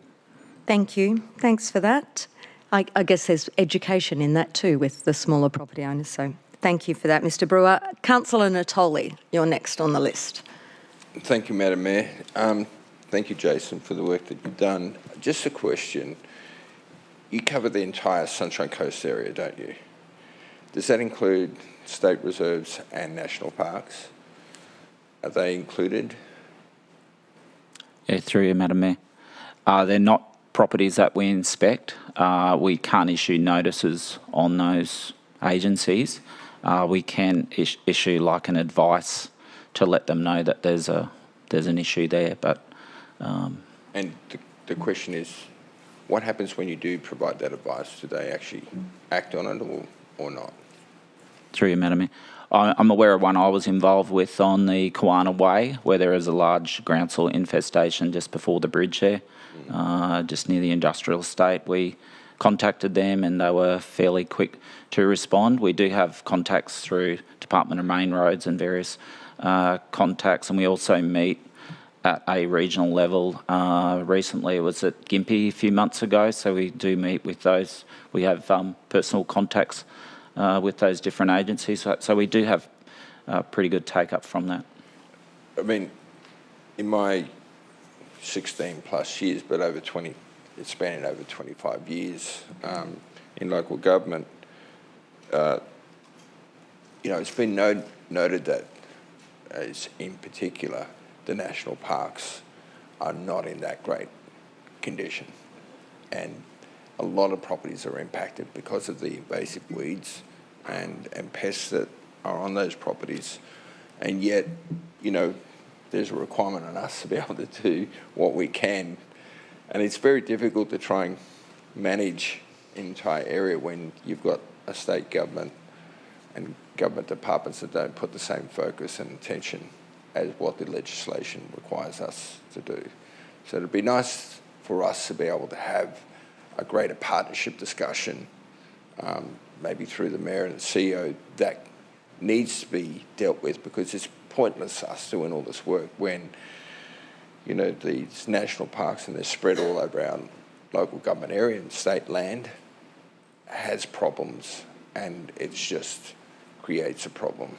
So for all its neighbouring properties. So I think, as much as this is a great program and it's needed, if the state government doesn't do the work, then I think we've got some major problems, and it's been an ongoing source of problems and concerns that I've had, that we do all this great work and it's really lost because there's still a generation of all of these invasive weeds and pests that are coming out of state reserves that are a real problem for us.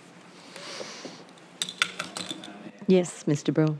We do meet regularly online and in person with the Local Government Association of Queensland. They have a portfolio that includes this, and we have advocated for a number of things through there, and also through the Australian, the Local Government Association and the Queensland one. So there have been attempts to do things in the past, but we could continue that as well, Councillor. Okay, councillors. No one else to speak? Okay, Councillor Suarez, would you like to close? Thank you, Madam Mayor. I was surprised at the number of questions that came through, but just to maybe follow on before I close, just for clarification, we had talk about other entities having biosecurity obligations. It's not just on council. So can you talk to the biosecurity obligations of our state and federal counterparts on perhaps land that may be in their ownership? Thank you, Jason.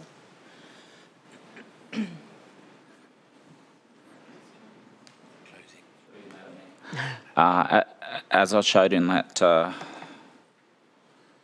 it's gone now. On the second slide, the Act that covers all persons in Queensland, which includes those entities. The Crown's not exempt from it, so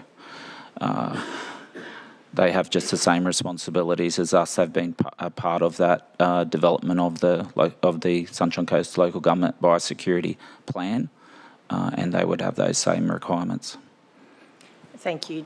Thanks, Jason. It's not just on council to cover the whole of the region. We need to work in partnership with other local government levels as well as private partners. And the only way we're really going to get on top of invasive weeds is a ton of money. So the government and our council have a specific allocated bucket of money, and we try and do the best that we can with that allocation and target the most problematic weeds that are going to cause the most damage. It would be great to be able to knock it all out, but it would take a ton of money and a ton of resources that we just currently don't have. I do welcome the suggestion, and maybe that will come forward with our new Enterprise Management Council of areas working more collaboratively across certain issues. But very supportive of this report. Thank you, Jason, and I encourage all my councillors to endorse it. Thank you. Thank you, Councillor Suarez. Councillors, I shall put the motion to the vote. All those in favour? And that is carried unanimously. Thank you, Mr Brewer, for that, but don't go anywhere because item 8.7 we're up to is the Invasive Animal Prevention and Control Program, Biosecurity Act 2014. So over to you for this presentation. Thank you. I'll try not to repeat myself. So, 3 years ago again, I was here with this report. Pretty sure. And this one's a little bit different, so we'll start on that. So as I said before, exact same purpose, the same reasons, only this time we're talking about invasive animals. And I suppose the difference with invasive animals is that where I talked before about invasive plants, pretty much when we go and talk to a property owner, they can probably head down to a local hardware store, pick up a little bit of chemical and spray pack, or dig some weeds out and put them in their bin or whatever, and they're complying. For feral animals, we do know, and council has done research in the past. We had trackers on some dogs in the Nambour area. They walked 115 kilometres in a week and went on over 120 properties. So where a plant is on a person's property, we know that person is responsible for that biosecurity matter. But with a feral animal being very mobile, it's a pretty long bow to draw that a person who sees an animal on their property for a couple of hours needs to take measures and has firearms, poisons, traps, monitoring cameras to do that work. So it's really important that council, and council has really supported this program. We've gone from 2 officers when I first started in this role in 2009 to the 9 that we have at the moment. But this program in particular, we've got 600 requests for service each year. We're invited on by 99.9% of people are really asking for our help. They're being impacted by feral animals, impacting their livestock, their pets, or they're bringing weeds onto the property, wrecking crops, all sorts of things, wrecking fences, native vegetation, causing damage to creeks and waterways. So there's a whole range of reasons why we do this, but our officers have very specific training, approvals, conduct high-risk activities. We're doing refresher training all the time. We have a 24/7 service to respond to that. We're in a peri-urban area, so a lot different to out in the bush where you can just go out and deal with an animal that day. We have to put monitoring cameras in, make sure that we're not, catching domestic animals. So it is a lot more involved. There's a lot more technology these days. Some of our work is at night, like for feral deer. We have thermal cameras and all sorts of stuff. So the program is, again, about community education. I've lived on the coast pretty much all my life. I didn't know we had feral deer here. Most people I talk to don't, but, there are a lot out in the hinterland.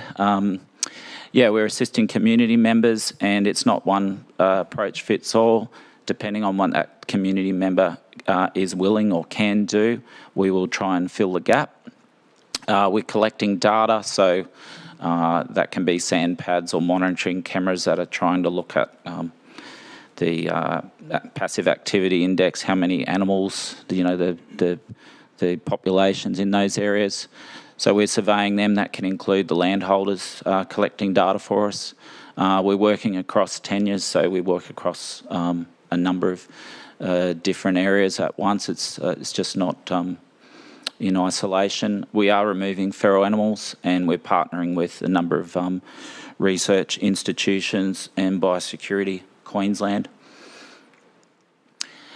So what we are controlling, again, in the Biosecurity Act, there are regulated and prohibited invasive animals. So this report's about feral deer, wild dogs, feral pigs, foxes, rabbits that we didn't have here only till a couple of years ago on the border of Somerset there. So we've had to do a bit of work in that space and continue to. Feral cats, and I've got in the red highlighted left-hand side there, Indian minor birds, which aren't regulated under the Biosecurity Act. However, for this council and many others like Bundaberg now recently has started a program. We have a great partnership program that council supported with 70 traps that we've got, and the community we have a free loan out hire program in place for that. So I come to the officer recommendation to authorise the program. As I said before in the previous report, this is really just a renewal of our driver's licence to do our job. We've got very specialist officers that do this work. We're super careful with what we do. We're very considerate of animal welfare and how we do those things, and we work really closely with the community and have a 24/7 service to respond to issues for our community. Thank you. Thank you, Mr Brewer. That was very comprehensive. Councillors, can I have someone move? That's Councillor Burns, a seconder, Councillor Johnston. Over to you, Councillor Burns. Thank you, Madam Mayor, and thanks, Jason, and probably do acknowledge that the team do take a lot of care and attention in the way that they monitor and work out this obligation on behalf of council and the community, so thanks for your efforts in that. I just thought it is really interesting. Jason, you kind of said you weren't aware too for a long time that we had feral deer.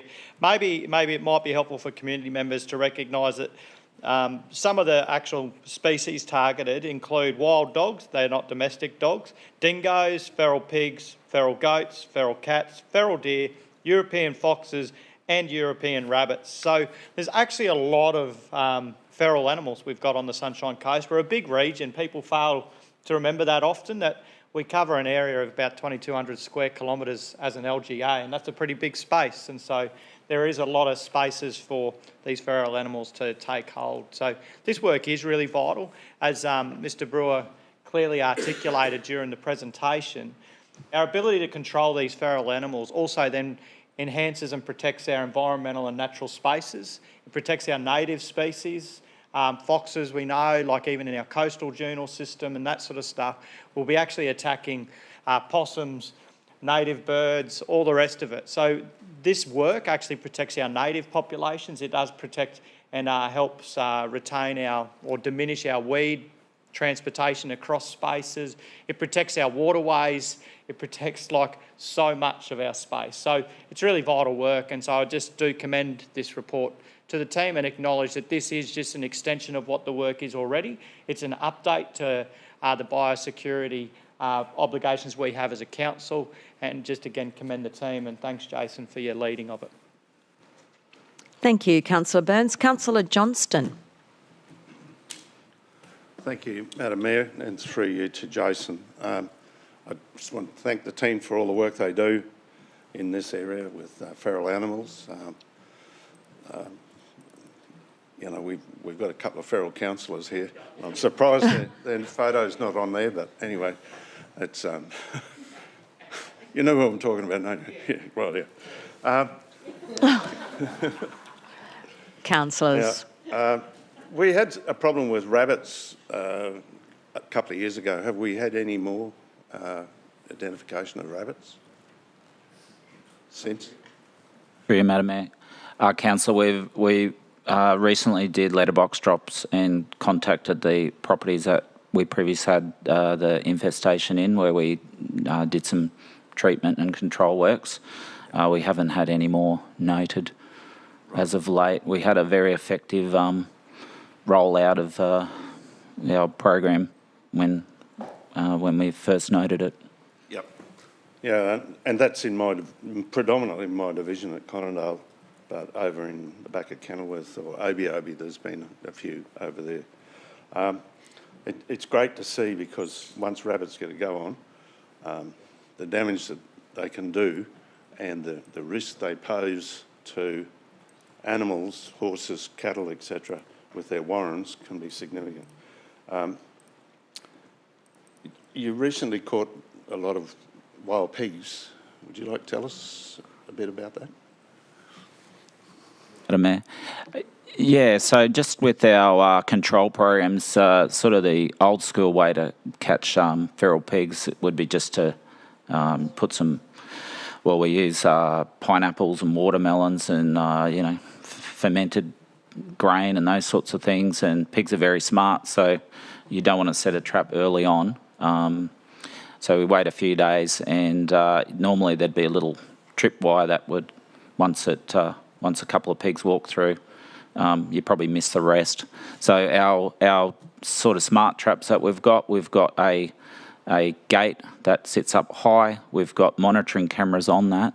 As soon as there's an alert, the officer's mobile phone gets alerted to those pigs there. They can watch from anywhere what's going on, and when they see all the pigs have got in, or the majority, they can push a button on their phone, and within 17 seconds the trap door shuts, and then we've got the pigs. And from an animal welfare point of view, if we had the old way, we would have to, drive out there and check. Yep. With the cameras in place, we know the second they're there, and from an animal welfare point of view, we can be straight out in an hour or so and attend to them. So, it's a very effective way. We've got some other new pig feeding nitrate feed that has been developed with hoppers that we don't need to have monitoring cameras on them as well, but we do to see what's coming in. So we've done that work as well. But definitely the smart traps are really effective, and the landholder there is really happy with how we've gone with that. Yeah, no, I really do appreciate that, and I know that the farming community who have problems with wild pigs certainly appreciate it, because in many cases they live and breed in the national and the state parks, and the properties adjoining those state parks are basically terrorised by these wild pigs, which can be really aggressive with their animals and their dogs, if they've got sheep, which some of them do, that sort of thing. And it's really great to see that we're advancing that program by use of smarter technology, because pigs are particularly difficult to catch. Now, when we get down to minor birds, Indian minor birds, I just remember everybody loves minor birds, but if they're grey, they're good. They're the Australian ones. If they're black, they're bad. They're the Indian minor birds. And you'll see them particularly on the edges of urban areas. There's quite a few down and around the Kawana area. Over at the shopping centre over here at the plaza, there's a whole heap of them over there. And also in other areas, it's often where there's food being prepared. And from that point of view, they're a damn nuisance, and a lot of people are really anti them. So whenever they're seen, it's important that people do something about them. But just looking at the quoll, the spotted quoll, we don't have many of those. And recently, when we acquired out at Wurtulla, we acquired some environmental land out there, and I was really, really happy to see that they had identified, while they hadn't seen a quoll, they'd actually identified the scat from it, the droppings of the quoll. So if there's one there, there's likely to be a number more. And the turtle, he's a weird-looking cat. He really is. But he's fairly prominent in the Mary River. So it's important that we do look after the ones that need to be protected, and that we do control the ones. It's almost impossible to eliminate them, but control the ones that are feral. So thank you very much for all you do, and I encourage everybody to support the motion. Thank you, Councillor Johnston. Councillor Burns, would you like to close? No. Oh, Councillor Suarez just got your light on by a split second, so over to you. Madam Mayor. Yeah, I did come in a little late there. Just wanted to add to this discussion that while there's some collecting of data that the team do, we are really reliant on the community to support us by reporting when they see foxes or when they see feral animals on their properties. That assists our team. So I know there's been a few complaints about foxes taking out a number of chickens on people's properties in Division 9. So encourage the community, if you have instances like that or if you see one crossing the road late at night or whatever, please just report it to council and the location. Thank you. Thank you, Councillor. Still not going to close, Councillor Byrne. Excellent. Okay, I'll now put the motion to the vote. Those in favour? And that is carried unanimously. Thank you. Thank you, councillors. Thank you, Mr. Brewer. Thanks, team. Okay. There are no notices of motion for today, so we are going to move on to petitions. And Councillor Burns, I believe you have the first petition today. Thanks, Madam Mayor. Yes, I have a petition here with 74 signatures and it reads such: we, the undersigned, request the Sunshine Coast Council to investigate the installation of a raised safety crossing on Wurley Drive, Wurtulla, Boccarina. With the recent growth in our area, including new shops, restaurants and public amenities, the volume of pedestrian traffic has increased significantly.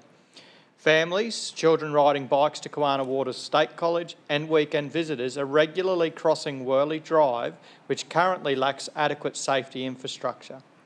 We believe a raised crossing would greatly improve pedestrian safety and help calm traffic in this increasingly busy corridor.